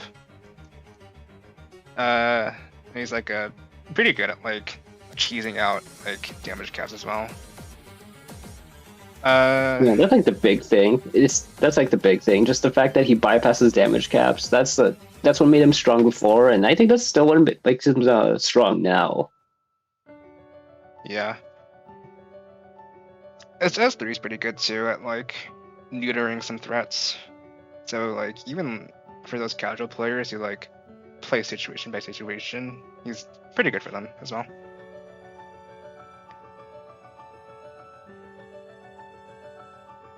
I think I'd put him like maybe around Christmas Gionstar. The thing is that like he's not burst. He does bypass damage caps, and he has that innate amp. Yeah. So like I think that kind of does edge him out above. Any thoughts, Milk?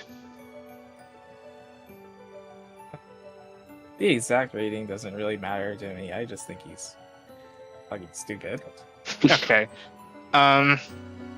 Sure. I will say that he's not great at farming though, so if that's of any consolation to Koki haters, there you go. Every time I have to see this guy for turn 1 or two clears, I feel hatred in my heart. Yeah, I feel it. I feel it. Yeah. Summer. I'm so glad Summer Astar exists because I don't have to think about him at all. Put him below Gionstar to send a message. I'll think about it. Put him above for rage bait. True. True. All right. Who's next? Hitomi, it looks like.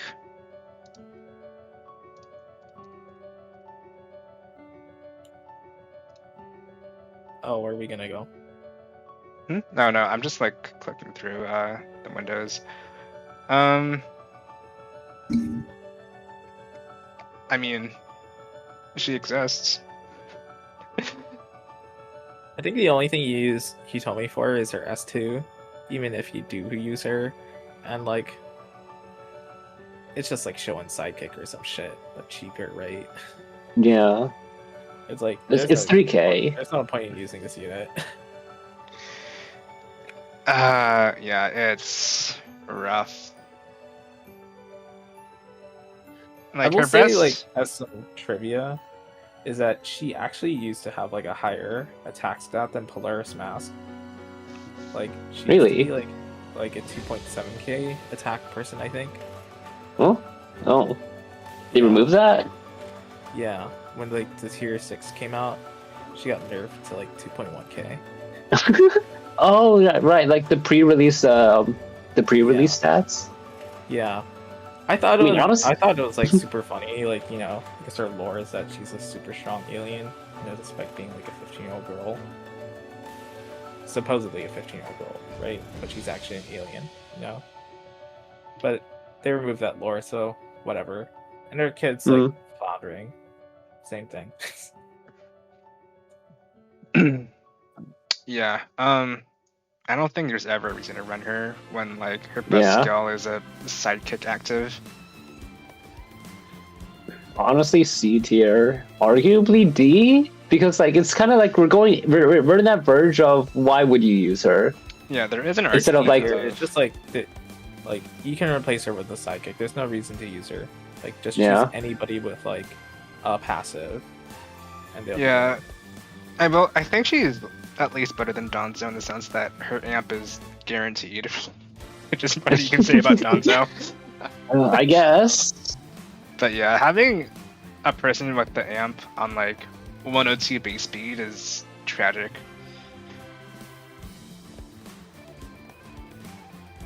That's all I can say really. She's just a sidekick. There is that cursed She's banner. just worse Okitako sidekick. There is that cursed banner Actually- where both Koki's were with Gion start. Yeah, I remember that. That was really funny. Oh. Was she ever like an event farming bonus unit? Hopefully. Choco Volcano, maybe? Was she? I don't remember that. Let me check, Maybe I but skipped her. Yeah, I'm But not. it's like if I'm forced to use her in farming, I'm gonna fucking die. Holy shit. I guess you can pray that it's a What do we do variant. No, the variant doesn't change anything, to be honest. um I forgot what that. she was on bonus for Choco Volcano. Good thing I skipped her. Yeah, can we talk about her variant? Sure. Her variant's like interesting because it's a special role, so it actually got some usage in the roguelike, but then the roguelike like stopped getting updated. It is kind of stale in my opinion, so I can kind of see why. But like, yeah, she's not relevant, and she even like in the roguelike, she wasn't very good. She was just like there for like all the extra action bullshit. So what ended up happening was that with all the extra action bullshit, you were just using her as like a sidekick bot. So even with that, I don't think she was very good. Okay, genuine question, because I have to like agree with Hika here. I've never used her ever. Yeah. Because I never put on her banner and no one ever has her up, so I'm kind of like super unfamiliar with her kit, but her S3, it's buff extension, right? It's buff Yeah. extension, but you have to like expend her resource for it.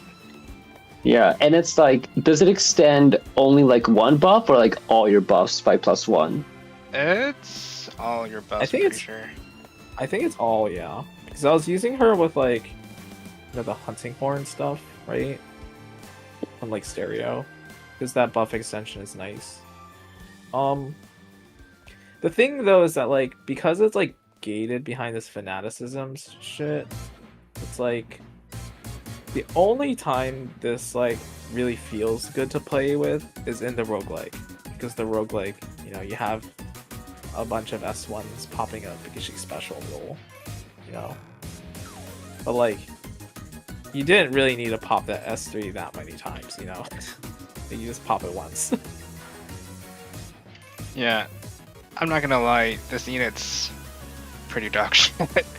I don't think there's any way to like mince words here. She's pretty bad, and she's been bad since think release. I think the thing is that like buff extension, like she's the only unit who can like extend all buffs. Anytime we get buff extension nowadays, it's always like the one specific buff and stuff.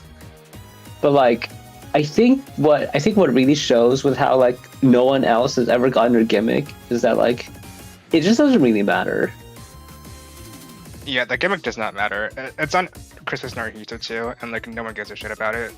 Like, So if it doesn't matter on an actual DPS, then there's no reason why it should matter Hitomi as well, who like can't even cycle it every 3 turns because of how slow her fanaticism like charging is. And like Yeah. if you take away the buff extension, then what you have left, it's like debuff resistance and removal. Like okay. Like, pretty much the only person who like really buff extension like was relevant is like Summer Sada. You know, like he has buff extension on his S3, but I don't think that is like, you know, something that people really cared about either. You know, they just like AOE like played. Yeah. Yeah. No, good. That is a good point. Like, she could work with Taika, but like I feel like you could just spam. Like Taika gives a lot of buffs. Taika does not really care about buff extension because he just kind of shoves a lot of buffs in your face. But that is a good point. But it's also like it's just too slow, anyways. They I overlap think with the thing about Taika is that like, debuff resistance. doesn't he though. already do the extension like on attack up? Yeah, he extends your attack up stacks. And I think they would overlap with the debuff resistance anyways. So you're losing out on that value. Yeah, I don't know. She's marginally better than her base form just because debuff mitigation is like more unique, I guess, but it's a hard sell to like ever use this unit. Yeah. The thing is that like if buff turns, if they ever focused on buff turns again, I still don't think she would be upscaled that much. And I think that's just like really indicative of like how slow her cycle is in general utility.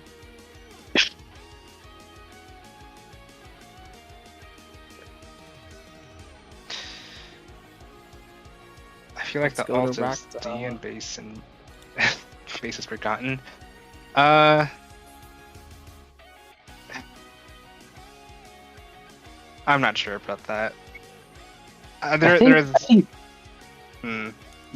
an argument I for think it. D But tier is honestly kind of arguable for per variant because it's kind of like on the verge of why are you bringing this? It's just a lot of extra effort for like this one minute effect. yeah, I it's think not. it's pretty obvious why somebody would bring her. They're like those people that make all female teams. Does pretty much Gale it. call out? Yeah. Do you guys think her base form should be a tier lower, according to Lucky? No, I think attack up is better than Danzo. Yeah, Makes sense. that's true. It's like a sidekick, but it's still better than Danzo. Because Danzo is like, you're literally a brick in the team. Brick, Well, I guess so. there's the view passive, but like, you know, it's like you're not doing anything. Alright, let's talk about the other brick now. Rakta. Ooh. Oh,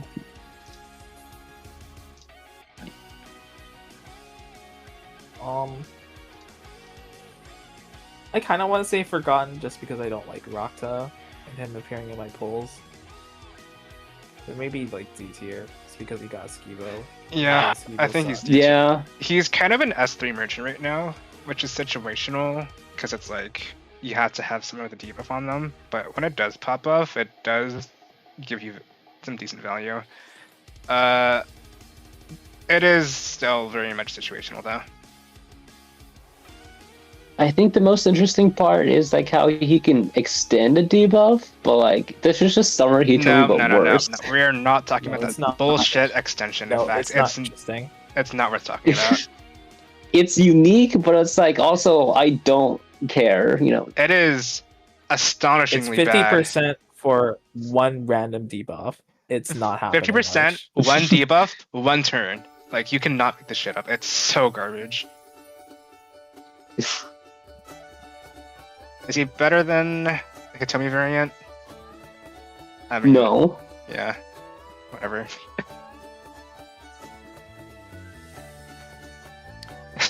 Under Danzo.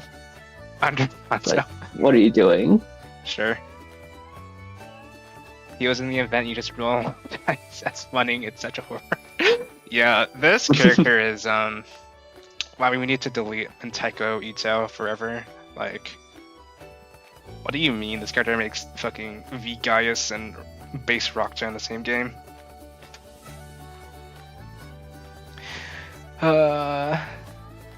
Alright. Now we can talk about his equally horrifying variant. His variant's interesting because, like, there was that one user in the Discord who tried to like shill his S3 and like everybody like later is like, no, this still fucking sucks. You know? Yeah, it's so bad. It's a good. I will say though that his S2 is basically just like 4-star X smoke die. So I was like, you know, I see it. Yeah, there is it's a like- vision there to have like an amp that's also view gen. It's But pretty it's decent. like this S3 gimmick is like very bad. Like Yeah. they should not have done that. Rocktail's an S2 It's one of those version, units. but his S2 is Yeah. actually like consistently usable, which is fine. It's one of those things where I just think they had an idea and then they know it was bad, but they still wanted to do it because they wanted to like explore that design space. Like, yeah, let's have an S3 that buffs your attack by 10%, but you can like ramp it up all the way up to 100% amp, you know, so like 2x attack. Like, it's an awful idea, but like they still wanted to add it into the game because they thought it was like a neat thing to do. Why does this But, like, variant it's S3 not go good. to 100% as if that's possible? It refreshes the duration, but you still have to spend 10 turns for it to get to the cap. Yeah, I don't know. Yeah. You never use this S3. Yeah, like the way it works is that like you grant the buff and it lasts for 3 turns, and if you don't refresh the buff, it expires, you know, after 3 turns. But if you apply the same buff onto the same person, it gets upgraded by 1 stage. And so you can keep doing that and doing that all the way up 10 stages, which is like 10 turns minimum. Okay, so this is really funny, but I think the intention was like you put his S3 on like 3 different people, and you like cycle between all of them every Oh, turn. that sounds awful. Yeah, so you said like 30 turns for them to reach their cap. Yeah, you only use him for his S2. His other skills are actually fucking garbage. Don't look at them. In that sense, like, it's kind of neat. You know, he's a 4-star. You can get him easily. He's like cheap Mokdai. Yeah, but the issue is that, you know, even his only good skill is like only good for like burst archetypes, which is not a good archetype in general. You see this guy's Yeah. art? This guy's art Yeah. reminds me of like Sid from Toy Story. Don't mind me. Alright. Where do you want to put C-tier? this thing? C tier? I don't I don't think know. so. I think I don't think he's that bad. I think he's like maybe Ryusei tier. No. He's like Zanya tier to me, but like No, because he's they're like the same thing, right? Just view gen plus attack up for 1 action. yeah, but his is actually better, right? It's like S2. Yeah. But like a little. Okay, I just put above Zanya, to be honest. Does Christmas or not? Does Valentine's Furlong give more value than Summer Rakta? I mean, it does. Wait, let me check this kit again. A little. At least it's like 2 actions. I don't see it, to be honest. Because at least you can use his S2 for farming. Hmm. No. So like what? Right under Ruin's Marvick? Yeah, I think I'd be okay with that.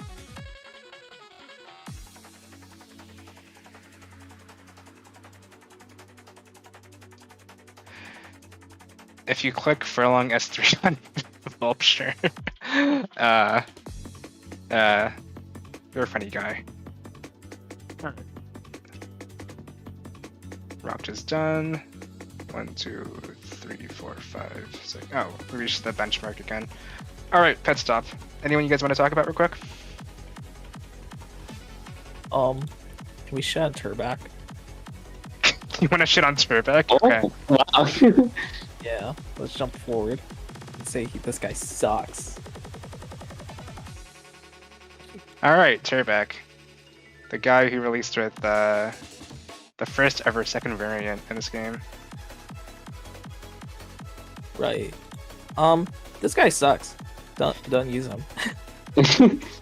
Genuine contender for like one of the worst 4-stars in the game, in my opinion. Like, I think aim gives him some value, but like,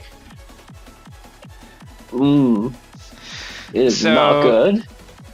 He has 2 usable skills for me. The first being he has access to like Proki S2, and then the other being that he has his S3 for like AoE speed down and aim. The issue is that if you want to build his gauge, you can't use his S3 because that ends up consuming his gauge. So you're kind of locked out of using his like only decent skill if you want to like play him the intended route. He literally just becomes Grigory's sidekick at some point. Grigory's Psychic's actually better than him because it lasts for 2 turns on the speed up. Yeah. It's just like, this is such a bad idea for a unit. Which is like, it goes back into that idea of like, they just designed 4-stars just to like put in the gimmick they thought was like neat or funny. But they know it's like terrible. You want to know what's Like- funny about this guy's kit? His S1. It does like 50% damage for like no fucking reason. And to add 3k view skill, and like Borealis, and like pretty much everybody else who had that skill is like deal 60% damage. Really? No, I never noticed that. That's really funny. They hate his ass. Like, it's just like 10% minus 10% damage for no reason. It's not like his attack stat is like better. It's actually like lower than regular Borealis. It's like, huh? Yeah, I think I was trying to use him with like low-cost Halloween Volp teams, and Really? he was just like performing worse than like Game's skill tree. So, yeah. It's just Even in speed teams, he's like kind of a dud, to be honest. This character is like so confusing to me just because it's like we know that these devs can make kits now, right? Like not confusing kits like Viscunam, where it's like, what is this invention shit, right? Like, you know, actually coherent meta kits, right? And like even with like units like Hooli, it was like, okay, this isn't really that great, but we kind of get what you're doing. This unit is just like, what the fuck is going on? Like, why do I have to like hold back from using S3, you know? You missed Borealis? Yeah, you did. Rest in peace. It's Yeah. okay, you can just watch the VOD for it.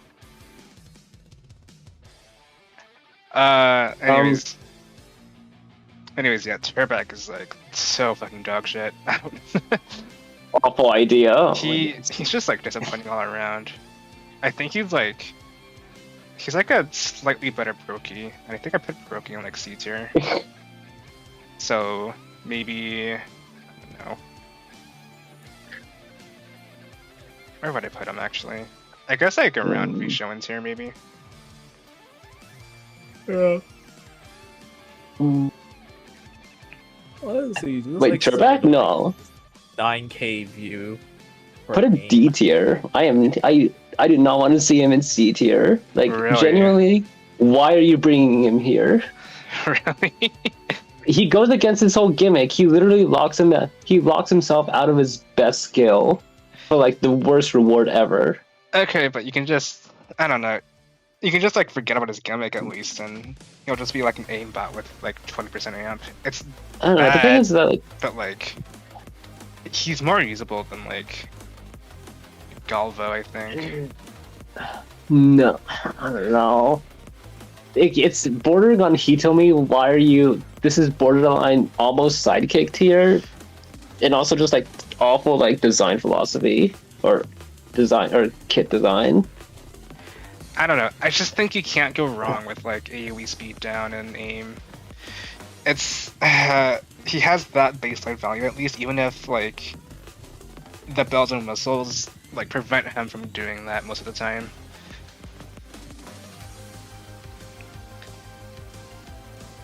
Okay, well we'll leave it to chat actually. Let's do a poll.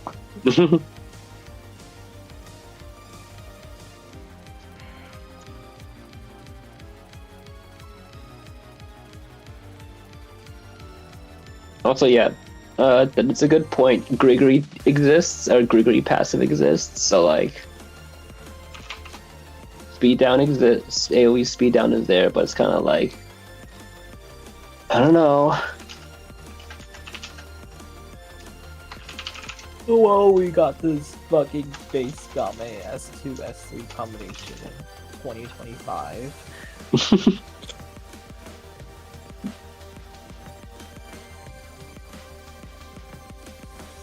This is the same. It's funny when you're talking about like kit design because like this is the same banner that came out with Anniversary Barrel. Yeah. Like they just did not care about this guy at all.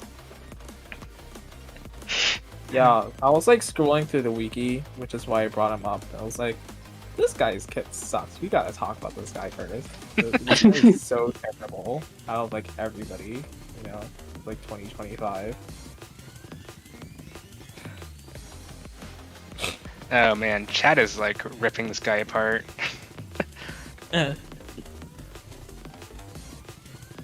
He's not even a good F2P guy for barrel at all. Yeah, like he is... the whole like demo thing was so fucking terrible. Yeah. I forgot about his demo. Oh my god. At least base Donza wasn't in there. It was so slow I couldn't even see the second form of his S3. The second upgrade. Because everybody just killed by then. God, I can't keep thinking about like I was doing like a duo clear with Anniversary Barrel, and I ran like Yohack as like an S2 bot, and he cleared faster than Turback in the duo clear. Not only that, but by the time Turback got like his gauge skill procced, like the fight already ended. It is it's a rough world for that thing. Alright. I'd rather use Moke Die than Turback with Barrel. Unfortunate. Alright, let's take a break from flop back and talk about Lauren. He's also a flop for probably different reasons. Dene, your Fua is ready. So Lauren, he heals. He doesn't do anything else, but he heals. His whole kit feels very much like this reads like a sidekick skill. And like his S3, which is kind of like the most notable, is just like double his like sidekick. Which is like sure, but like, you know, I feel like you just use Grigori by then. Yeah, and Grigori also has feel more, like the debuff removal as well. I feel more hyped for his sidekick passive than this entire kit. Or Lauren's psychic passive truther. Yeah, this kit's just kind of bad.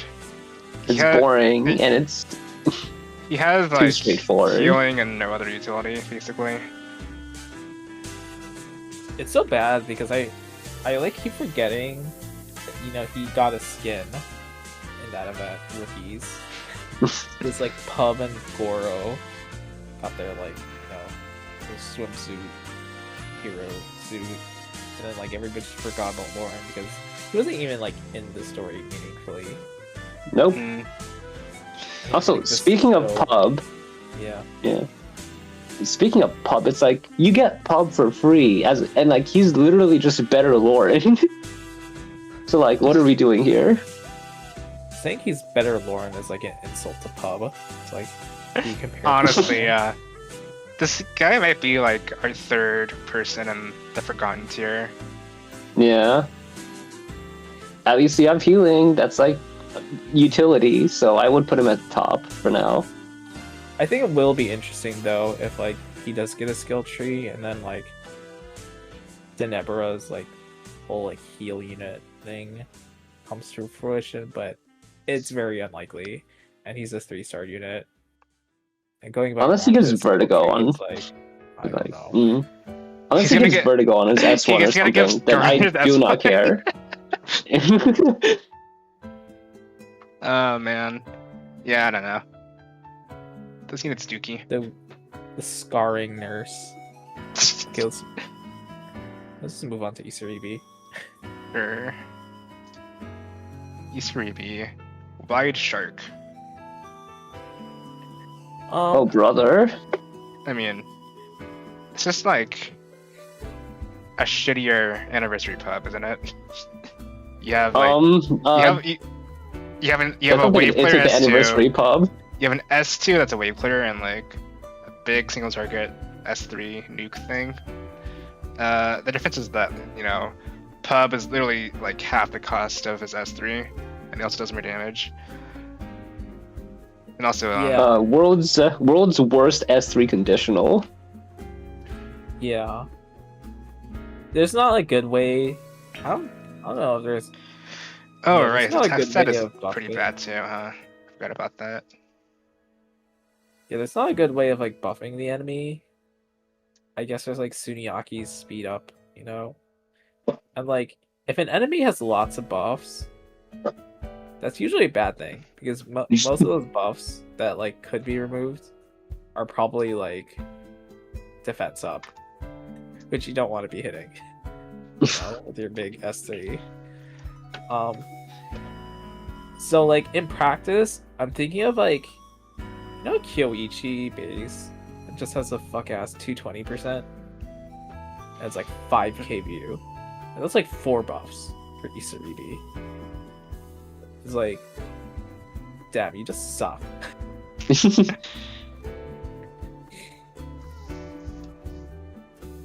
definitely forgotten tier. It's like there's no reason to use him ever. I think the funniest thing is that his like sidekick active is just like legitimately better than anything in this kit. Mm-hmm. Yeah, that is pretty funny. It doesn't help that his S3 is like so expensive too. Well, at least it goes down in view cost if you upgrade him, but Why are you doing that in the first place? You're never gonna ever use this conditional. Does it even apply to like irremovable buffs? No, it has to be buff. Irremovable buffs are always like other status or neutral statuses. Right. Yeah. I don't know. I want to say that he's like at least more useful than Lauren, just because. No, I think he's going in forgotten tier. There's like no way he's going in D.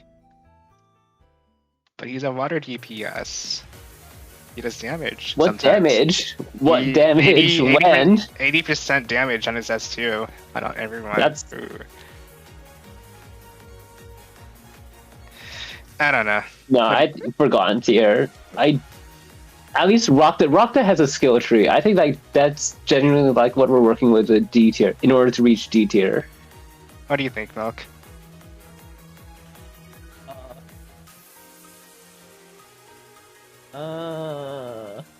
I mean, his attack stat's still shit. Send him down. Okay. I think it works in Lorne because you can't even use his S3 at all. Like enemies just don't get buffs really, and even if they do, it's just like 1, 2, 3.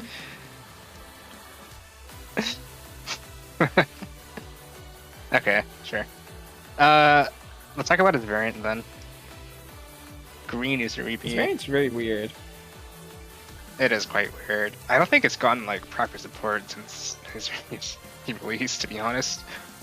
Well, I guess there's like no Bard Dodge doesn't really work with them either, because his like bait attack isn't a real attack or skill rather, so it doesn't even proc pick toss. Yeah. I still think it's like a very fun kit if you can like pick off enemies before they attack and you actually manage to kill them. Yeah, he's But very it's like, he's very comfy Yeah. in like those rogue like mob quests where you just like one shots everything. but it's not like a good, you know, like role or caveat to have. Just be like the noob filter for mobs, you know. Yeah, I think I put him at like A+ here in my tier list. Yeah. Yeah, I think that's fine. Maybe He has more utility than Anniversary Pub because of his bait attacks. I think that's what edges him up. yeah, it's that, and like he's also he can generate view, and he's like kind of the cornerstone for, or he was the cornerstone for view until like Anniversary Barrel came around. But at least he functions with like Josen and Huli, I guess. I don't know. Yeah, he just doesn't have like a shill unit to like, really synergize. This is like lying. Yeah, the thing is that like he has the view gain VP gain role instead of attack. So like he's this he's like this DPS who doesn't have the DPS role. So he's just kind of waiting for like these weird specific characters who buff VP characters specifically, which they don't really do a lot. Like your only options are like Josen, Summer Kolosky. Does Huli do that? I don't remember, but Huli just probably not. buffs your view stat. Yeah, Yeah. that's basically it. It's really that I said that the devs know how to make good kits, but also they don't know how to fix view. I don't think they know. And it's a work in progress. Give it time. Yeah. But yeah, it's kind of rough for him. He has to commit to one action per turn. If he uses his S2 to buff his follow-up attack, it's a damage loss either way. And if you use his S3 instead, you're not doing that much damage compared to like, dedicated wayplayer units or like dedicated single target units either. It's kind of iffy just to run Hisariri. Yeah. Yeah. The only thing I have of note to say is that he introduced adjacencies into the game. I think like that's like his biggest impact. Yeah. Don't make him bald. Hold on. Where is it? Is it skin too? Oh, yeah, there you go. Bald shark. Really funny that Barrel and Rodden are not VP gain. Okay, yeah. Stella Link Carnival's kind of a mess in that department. I don't know why they gave Josen like, oh, I'm gonna buff you for view, and then they like don't release units that like actually work with them. Like we've got Huli, who's like not worth running. Yeah, it's it's rough out here. I think they gave up on that idea. Like they might have started exploring it in this banner, but then they just like they didn't like the idea of like having these off-roll units and buffing off-rollers. Like I guess I'm fine with that. Like I don't think I'm like the biggest fan of like these weird off-roll supports. So yeah, sure. It was like a short experiment, basically. No, trust. Astosa's variant is gonna be view support. It's gonna be crazy.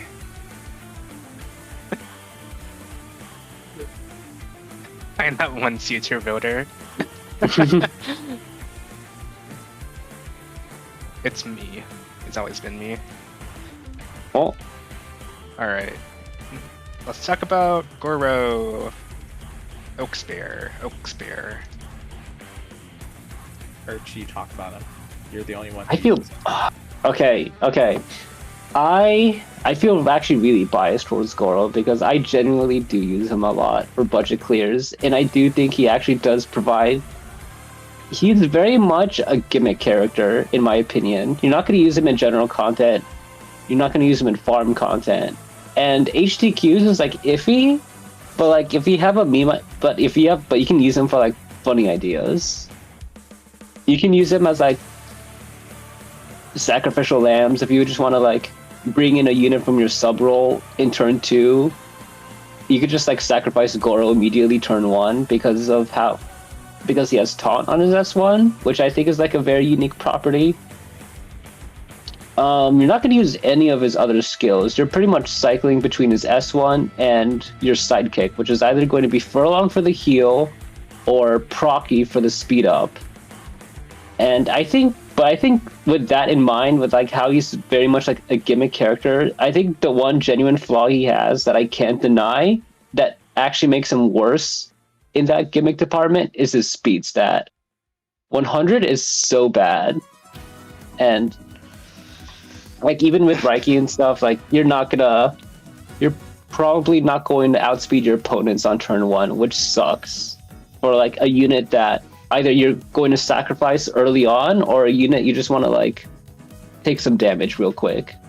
So for turn 1 on that crucial turn, enemies just have like full control on the field. Like you can't control that at all because you can't set up taunt yet. So that is a genuine negative of his kit. Okay, I'm convinced. But like to D tier. No. Well, You literally just argued that like his only role is to fucking die, and then he doesn't even do that, right? He's too slow. but like I don't know. It's like I've gotten genuine value out of his thing. I don't know, like genuine value. I'm not gonna argue for B tier. That's way too high. Like low end of C tier. I think I will argue for a low end of C tier because I do think he has like that tiny little bit of that genuine value.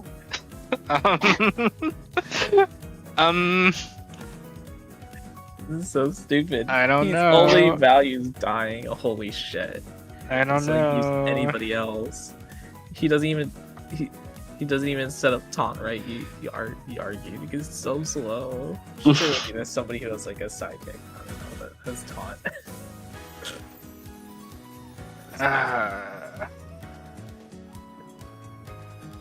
I think I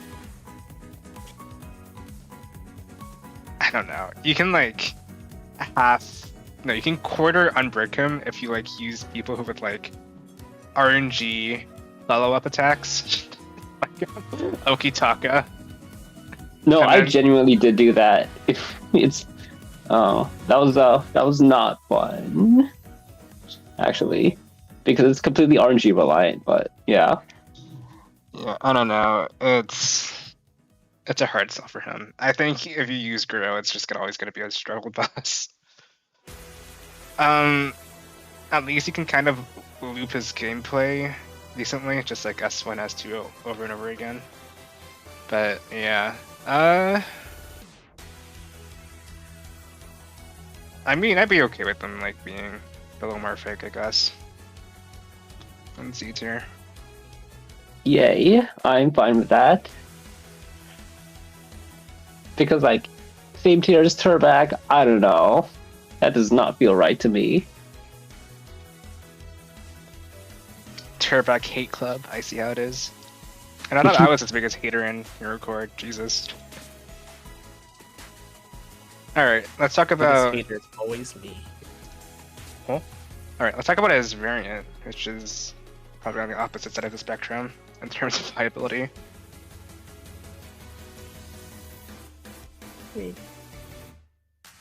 It's pretty good, I think. Still, Yeah, not like on best release he super, was but, like pretty easy S tier on release, but he's kind of fallen off a bit just in terms of like how diverse the archetypes are right now.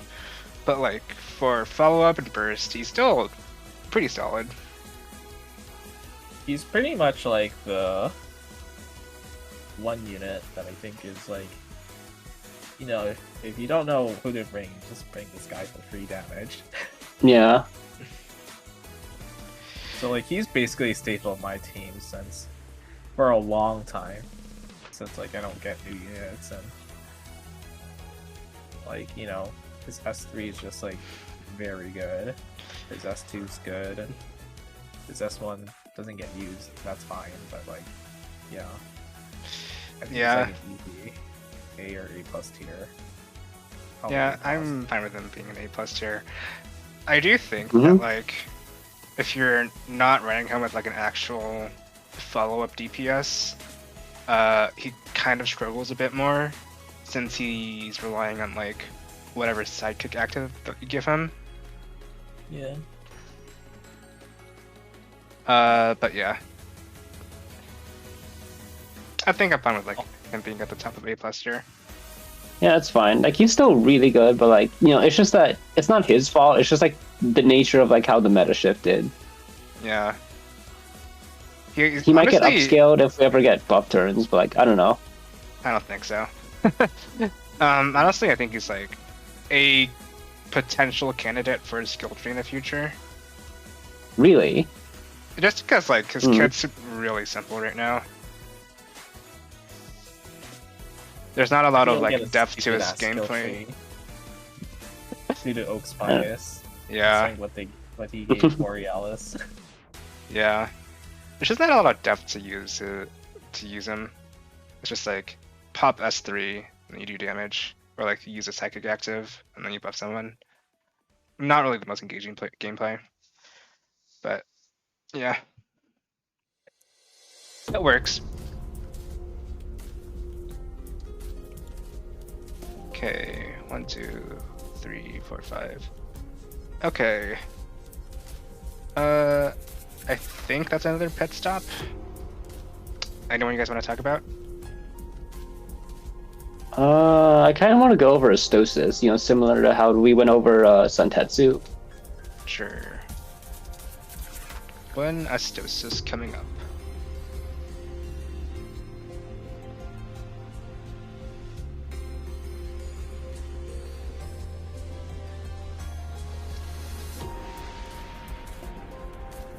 So, Astosis is kind of a funny unit.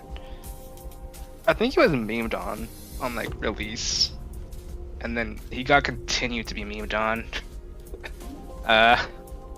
Because someone found like a niche use for him with like Christmas Geonstar teams, and then he was like power crept like what, 6 months later by Summer S-Star.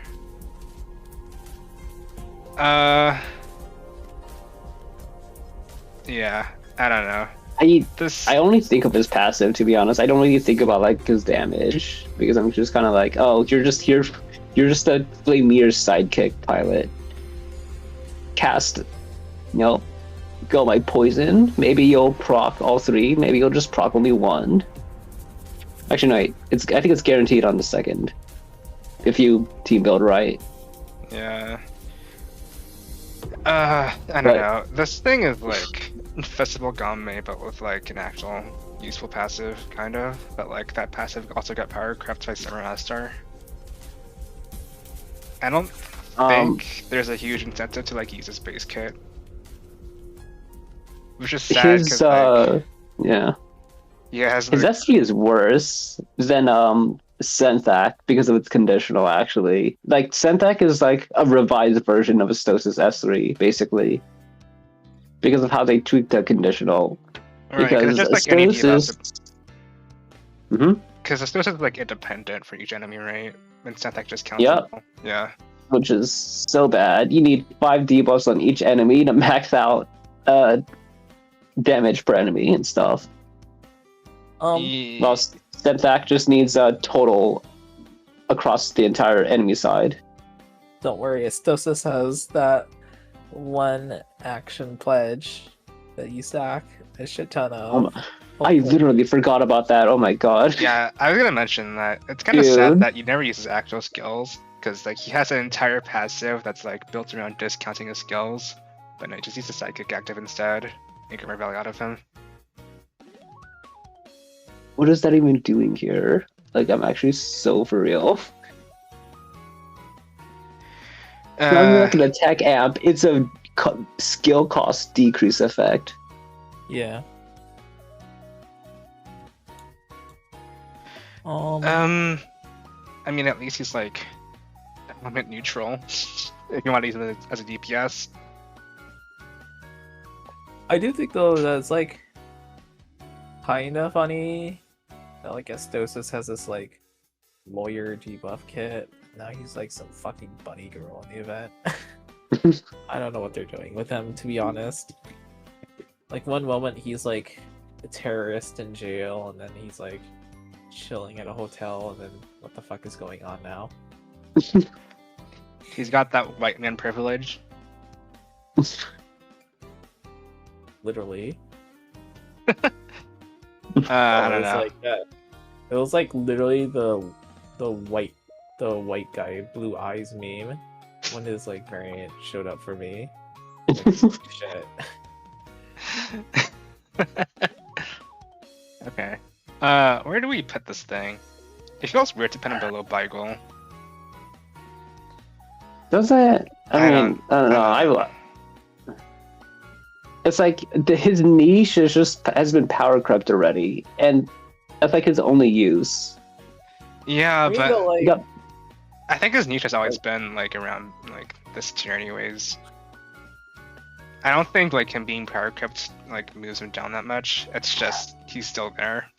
It's like at least Festival Gamma can do damage, even if at a worse conditional. Or Astosis has a worse conditional. Festival Gamma, you just need like one debuff.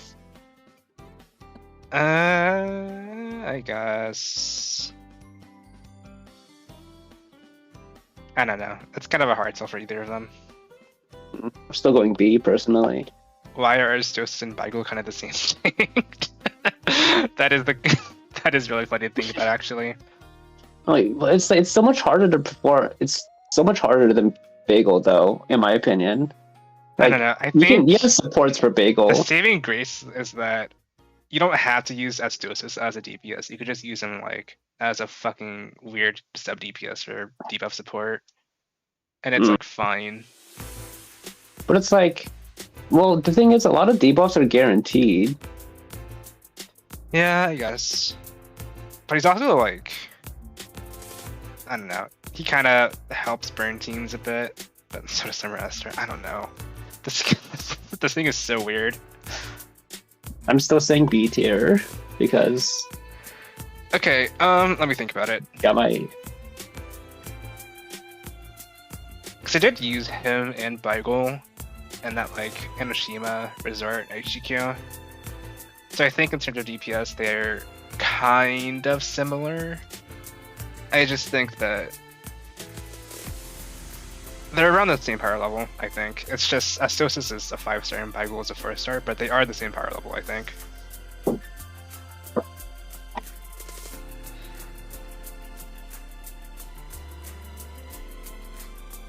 Milk, do you have any thoughts? no, I don't use this unit, and I'm scared of using this unit. Okay. I'll just put him bottom of B+ here for now. And we can reevaluate, like, maybe next week.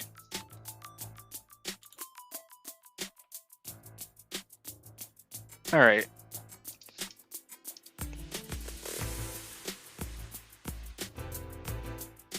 Where did we leave off? Andrew, I think. Yeah? No, wait. It was... We already reviewed diagram. Okay, yeah, it was Andrew. Let's talk about base Andrew.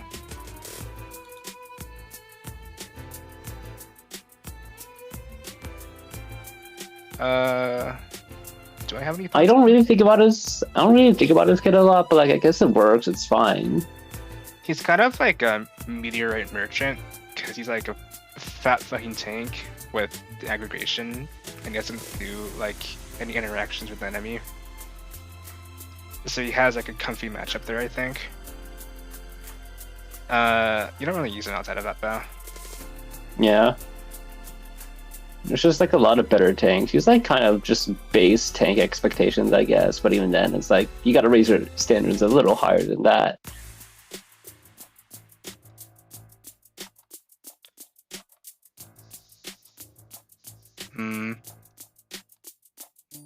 Any thoughts? Any thoughts, Milk? No, I don't have any face, Andrew. I think the only person in my like support list who like still has him up is just like some guy who hasn't logged in for 300 days. No, same actually. I think that's kind of why I have them added, because like they're the only one with Andrew, but like I don't even use Andrew anymore. So like, should I drop them? Probably. I mean, it's like, what are you gonna do? You know? Does he a better or worse meteor merchant than Furlong? I think he's a little better just because of how convenient his taunt is. Oh, interesting. But that's only that's in terms of tanking. V Furlong can contribute to the team. Andrew's more. Well, he has attack down, I guess. Oh, 70%. So even then, that's not guaranteed. And the question was, He's more selfish. who's the better meteor merchant? Oh, meteor merchant, right? Then yeah, it would be Andrew. Yeah. Kind of mad that it has no synergy with Flamier. Oh right, were they on that banner together? Lore synergy, or like they're friends and stuff. No, wait, yeah, Flamier was on like the Cyber Words banner. Okay, yeah. Yeah, that sucks. I don't know. I still think Andrew's like a little better than base Furlong. I don't really have a high opinion of Furlong in general, but yeah, I think I just prefer having aggro manipulation. Yeah, he's definitely better than Furlong because he has both kinds of taunts. So, yeah, like, is that enough to put him in B+? I don't know. I kind of have similar meh feelings about it. So like just higher than Furlong, but still B tier. Okay. Do we think he gives your account more value than Festival Game? I guess, actually, that is true. Yeah. Sure, that's fine with me. It's so weird seeing us just in base Andrew next to each other. That's like a 4-year difference in release date. I think that says more about Astosis than Andrew. Alright. Now we talk about his variant.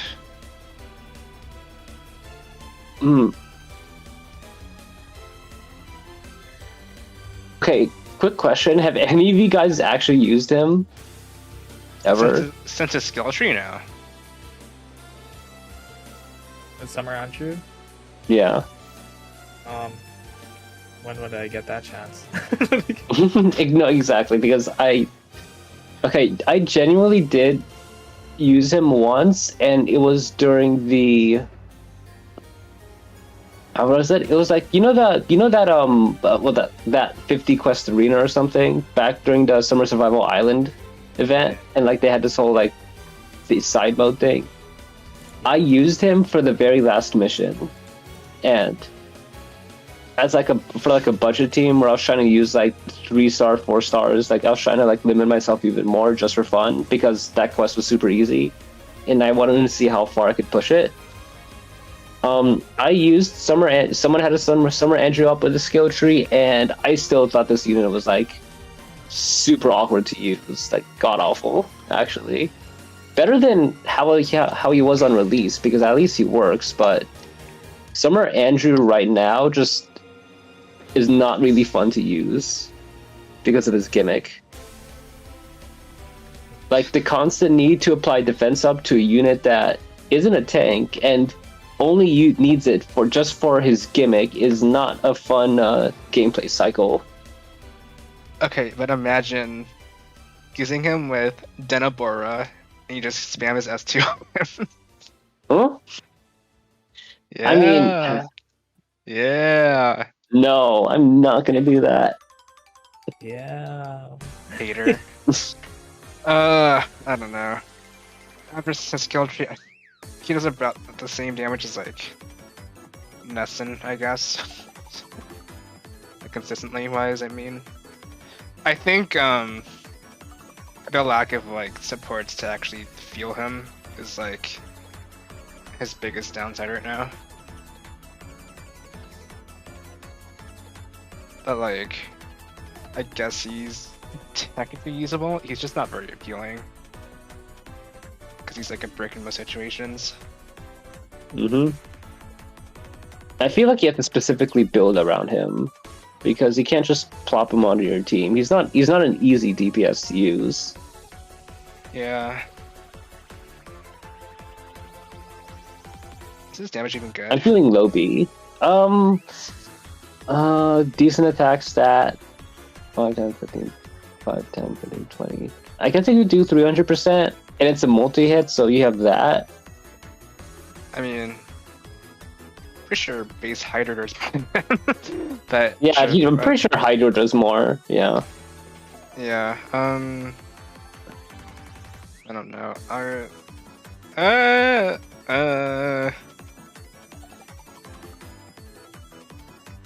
He has combo gen on his S3. I'm reading the skill tree again. I'm like, why is this here? Yeah, who fucking knows?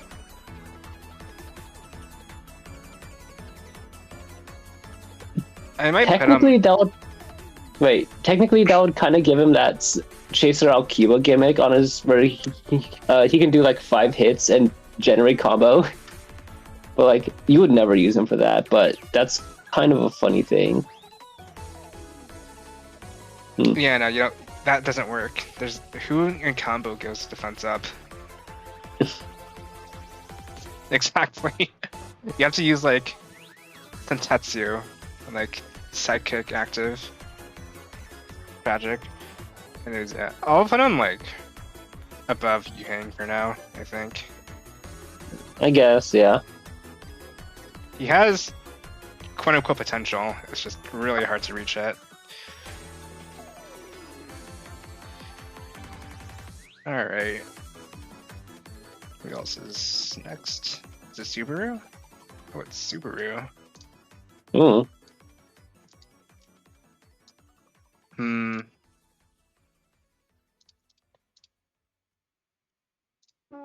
I don't like this unit. They're plaguing my pulls.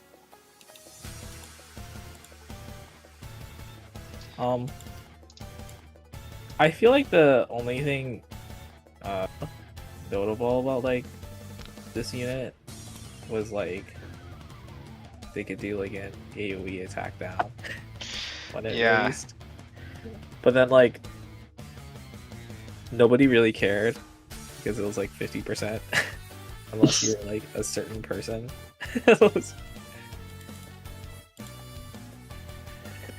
God, this like, S3 costs 16k, dude. It was like still not good. It was like still not good.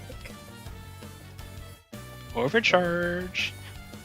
It is funny though how you could argue that he has a partner tag now, so you can go up a tier if you run him with like Summer Astar and Rockwake Password.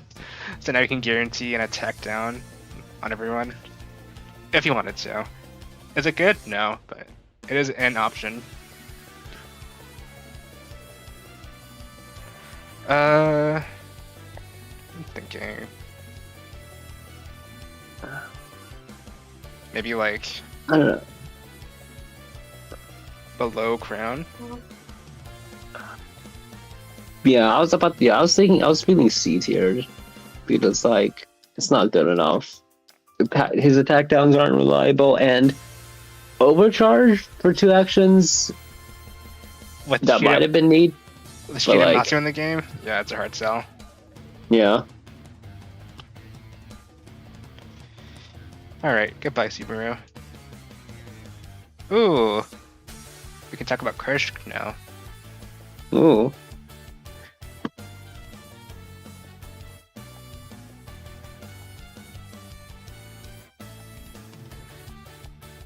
You know, the first ever no element variant. Infernal variant? The lore expanding? You know, sidekick variant. So this unit, she exists for burn comps. Nothing else really.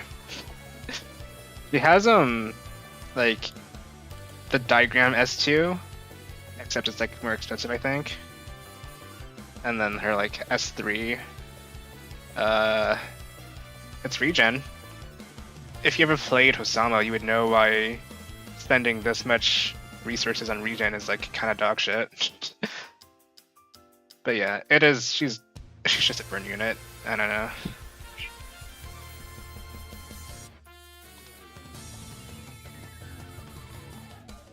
I don't really have that much. It's just 60% burn, whatever. Where do we have Akash? Just like, I guess, under him, Akashi? You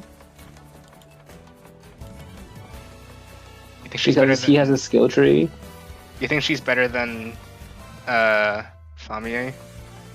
Oh, true. Let's drop her.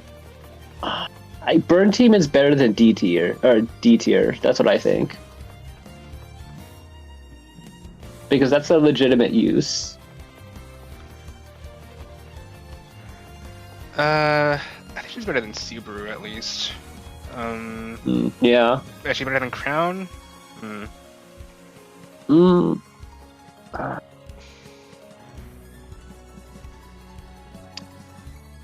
I don't use either of them, but I'd say she at least has an archetype, so I'd say yes. Alright, I'll put her below Samurakashi. Okay. She has burn, and burn will always be good. Burn will always be an archetype in the game, I guess, if you want to argue that. Alright, on to Narihito.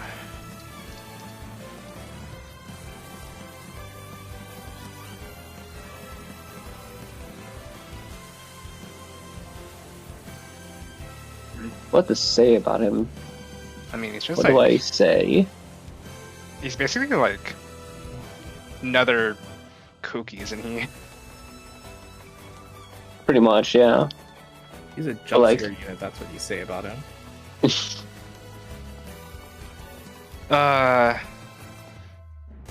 No damage, so his S2 is useless. You can use him with Josen. Ew.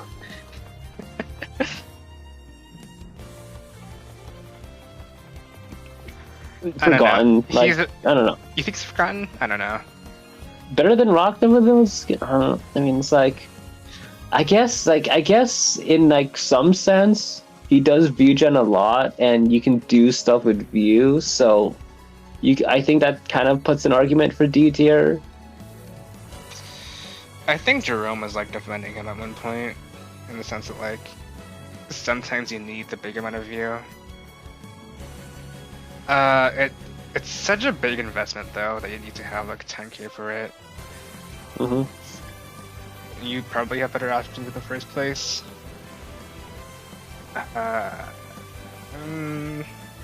It's probably worth I feel it. like in practicality, yeah, I feel like in practicality, you'd just rather use like Mokdai Sidekick above bring Narihito to your team. He is VP and that's it. Yeah, pretty much. But you know what isn't VP? His variant. Ooh. What cool gameplay. This thing is definitely not going into where Nessun is immediately. I was using this variant for like the Christmas farm quest, and I'm just like so bored with this kit. Heroes. I mean, yeah, he's fucking Fire Nesson, dude. Is there like anything to say about this thing? Just put him right next to Nesson, honestly. It's like, wow. Yeah. Maybe he's above then, but it's all semantics at this point. They're interchangeable. Yeah. It's like, buff extension, or buff extension, why not? I think that kind of edges it. Maybe I think it's better than Nesson, but like, that's it. Yeah, it's just use us 3 big damage. Yeah, you don't think he's a best character. There's no ceiling for him either. There's like no horizontal investment. Alright. Suhail.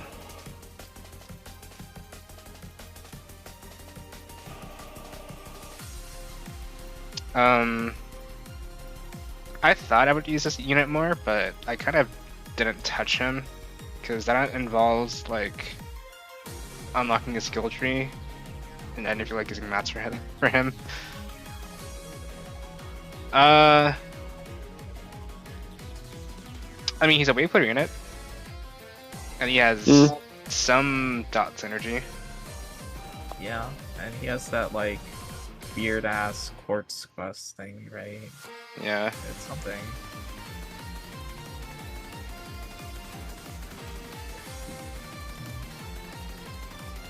What does this even do?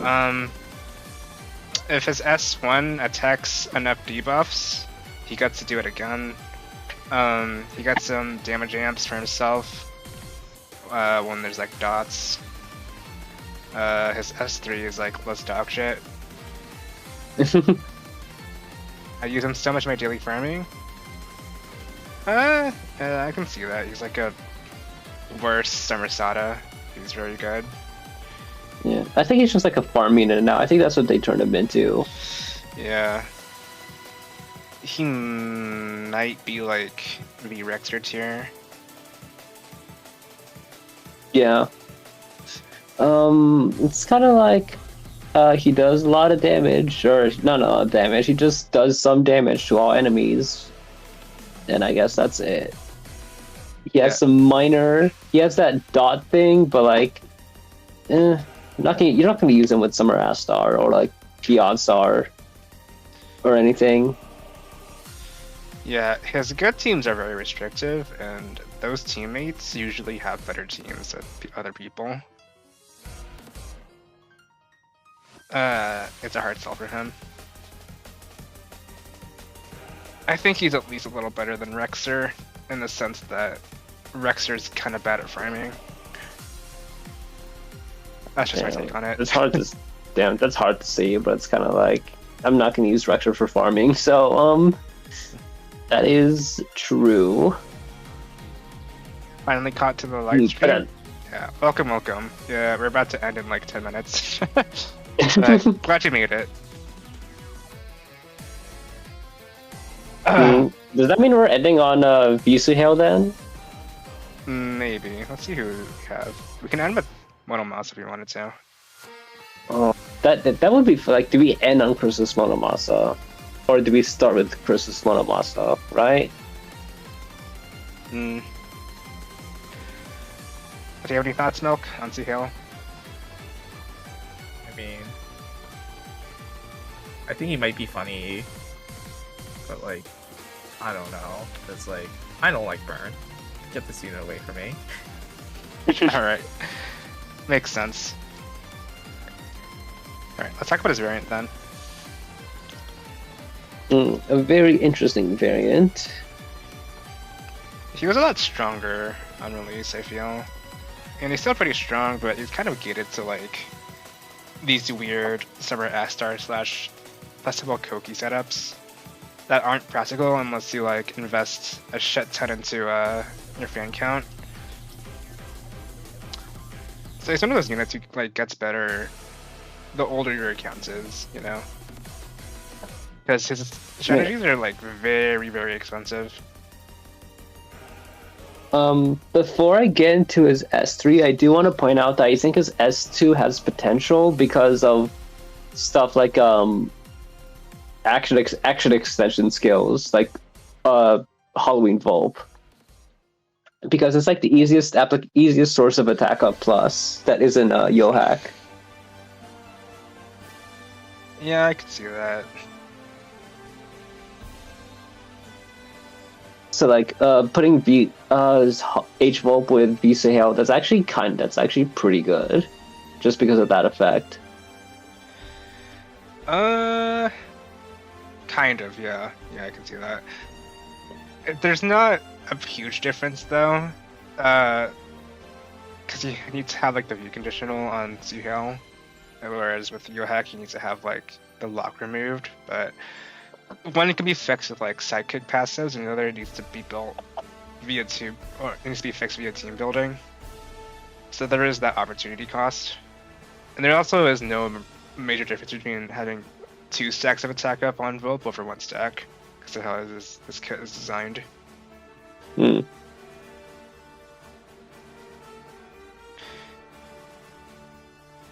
But yeah. Potential man.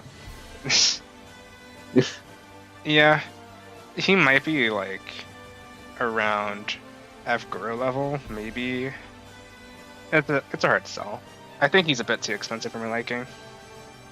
It's like Visa Hale is such a specific unit because he's like the only unit in the entire game, and probably for the foreseeable future, that can echo skill. And that's like a very specific and situationally strong effect. Like, it could do good damage. There's been a lot of videos with VC Hale running around. Before, mainly in the past, but you can still see stuff. But I feel like if you have good teams, you can still pull off some VC Hale strats nowadays too. Yeah. I don't think it's as strong as it was, because I feel like we've just gotten more crazier options. But like, this is a very strong gimmick. You have to think about that's not like, going away. Which meta DPS uses V2 Hell as like their best in slot, and you don't have a lot of options. I think it's mostly like maybe Festival Kogi as a DPS, and like maybe Summer Astar if you have like a lot of engraves on them. I think it's around stereo level for me, like base stereo, in the sense that he does have like those high impact swing turns. You just have to work really hard for them. I would put him above Battleship Isaribi. Sure. An issue with just being that a support with no passive amp of any form feels like a hard sell in the current meta.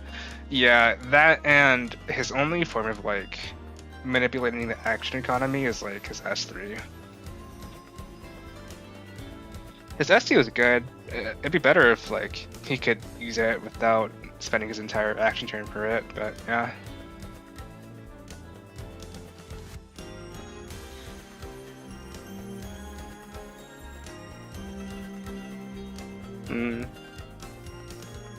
Did you want to say anything, Milk? No, we gotta go. Okay.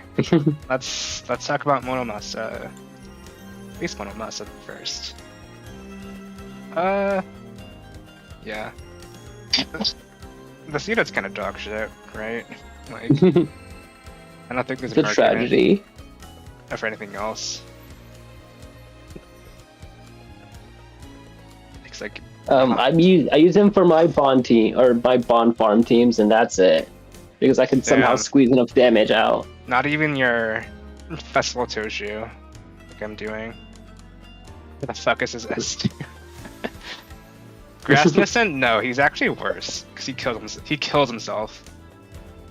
You can't even loop his S2 that well.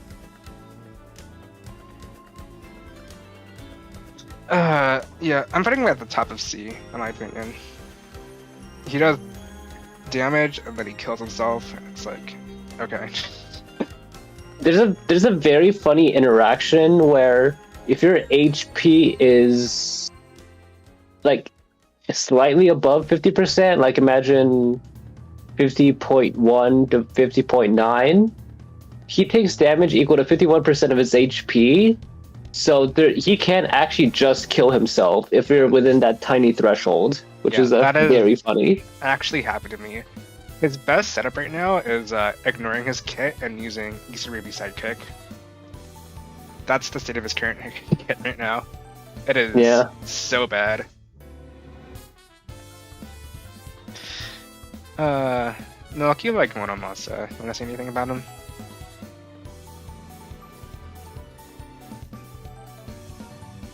The Oak Spice failed me.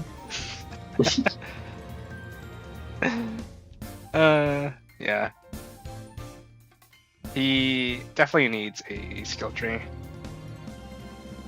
The most out of the permanent 5 stars? Yeah, he's up there, I think. Right next to Donzo, or base Donzo. It's tragic right now.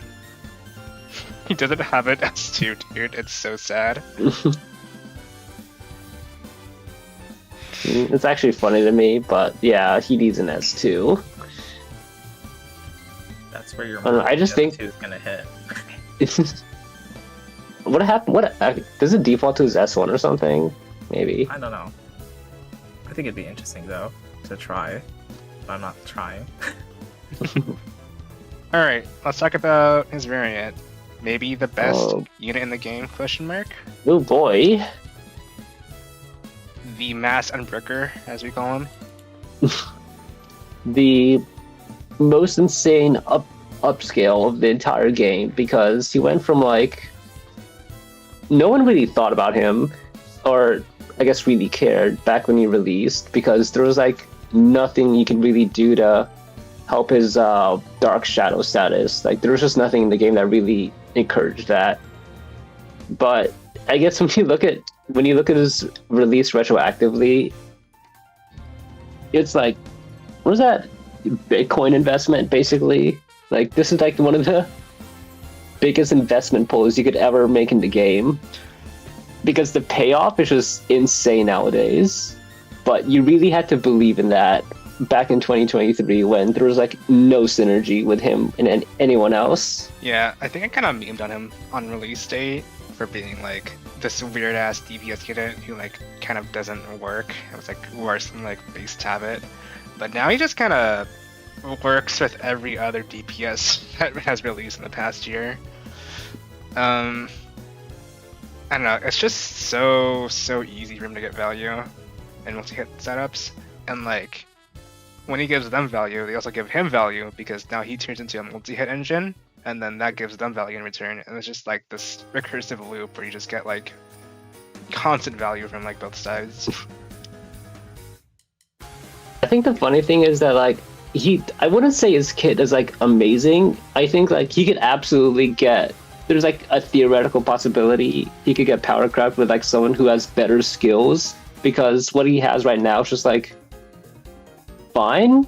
You know, like his S2 is just, well, I guess you have more to say about his S2, but it's just like RNG hell with that thing. And his S3 is fine as like a damage source. But like, I don't think they're ever going to make another Christmas Monomasa ever again. So, as it is, one of the best units in the game, and one of the craziest investment pulls you can ever make, because he will just be forever good. Yeah, I don't know. You literally can't go wrong with them. Like, even for farming, he's like element neutral, and he has some decent wave clear. And like, if you want to pull for like any modern DPS, he'll probably work with them as well, just by like giving them free amps. And even if he doesn't, you could just wheelchair him. There's like, just wheelchair. You could just make any DPS work if you have the right units to wheelchair and stuff. He's immune to power creep, since you go back to the fact that you just ran on the power creep unit together anyways. Yeah, I can see that. That and like dual team setups and shit, where you'll probably run like him on the other side anyways. Yeah, I don't really see this thing being power crept, because, you know, it's both him being like a multi-hit engine and also and amp at the same time, which is just like innately very powerful. Me preparing to press the reset button every time his S2 picks HNS. Yeah. I am so glad I was able to drop HNS from my mono teams. That shit was so annoying. Yeah. Thank you, Christmas Stereo. Any thoughts, Milk? Fuck this stupid ass star. I will say that like I remember back during release, I did actually recognize the potential, and I did explicitly say that like he has the potential. He just needs the right units. So I will just say I called it. Okay. Fuck you. Hey, he's like I think Princess Monomasa is kind of like you can make an argument that his release is kind of what started the entire archetype shift in the whole game. Like it was him who actually brought more attention to kids. Because the last unit who released was I mean, this is the Halloween Oaks unit. Nessen. Yeah, it is the Oaks unit. But, like Halloween Nessen released before, and I feel like Halloween Nessen is kind of like the cap on like that kind of old era of the game, while Christmas Monomasa represents everything new about the game, and I think that's very cool. And then we have Anniversary Pub in the game. Well, I guess Shuko can rest easy knowing that we stopped duds like Turback.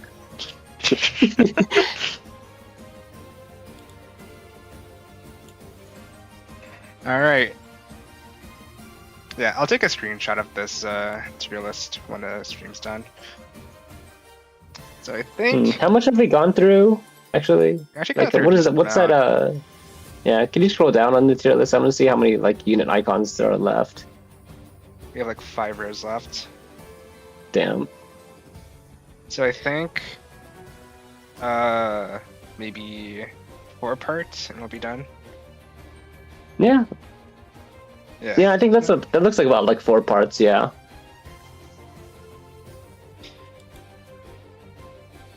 We just flocked into X Polaris back then with how slow their S-rank survival quest was. Kind of forgot about X Mono. Yeah, we forgot about Monomasa back then because he literally didn't have any teammates to work with. There wasn't much to talk about.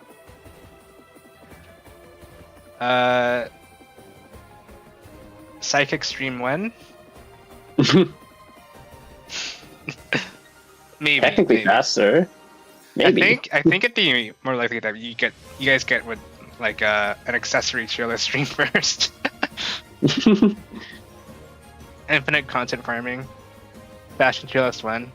I mean, I don't know. Just go to like Mark's fashion popularity polls. Yeah, there you go. Says Esther passive. I don't know. I kind of don't really use those right now.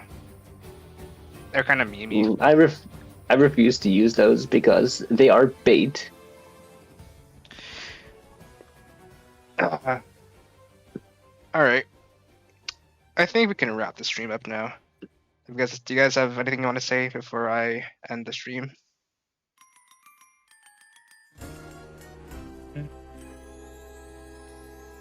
No. Christus Monomasa is forever, and he is never dying out. I wish I had those. Woohoo. Yeah. Maybe they'll get. No, they don't rerun mobs ever. No, they should add those. They should add those to the friend pool, but like, they should add anything to the friend pool. It's like tragic right now what you get from it.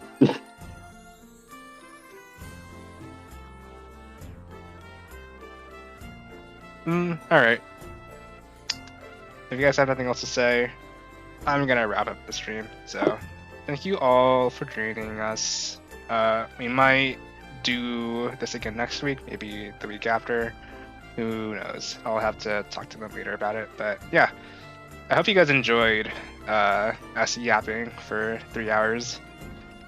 I was looking forward to this part of the stream because I wanted to show off the new overlay and shit.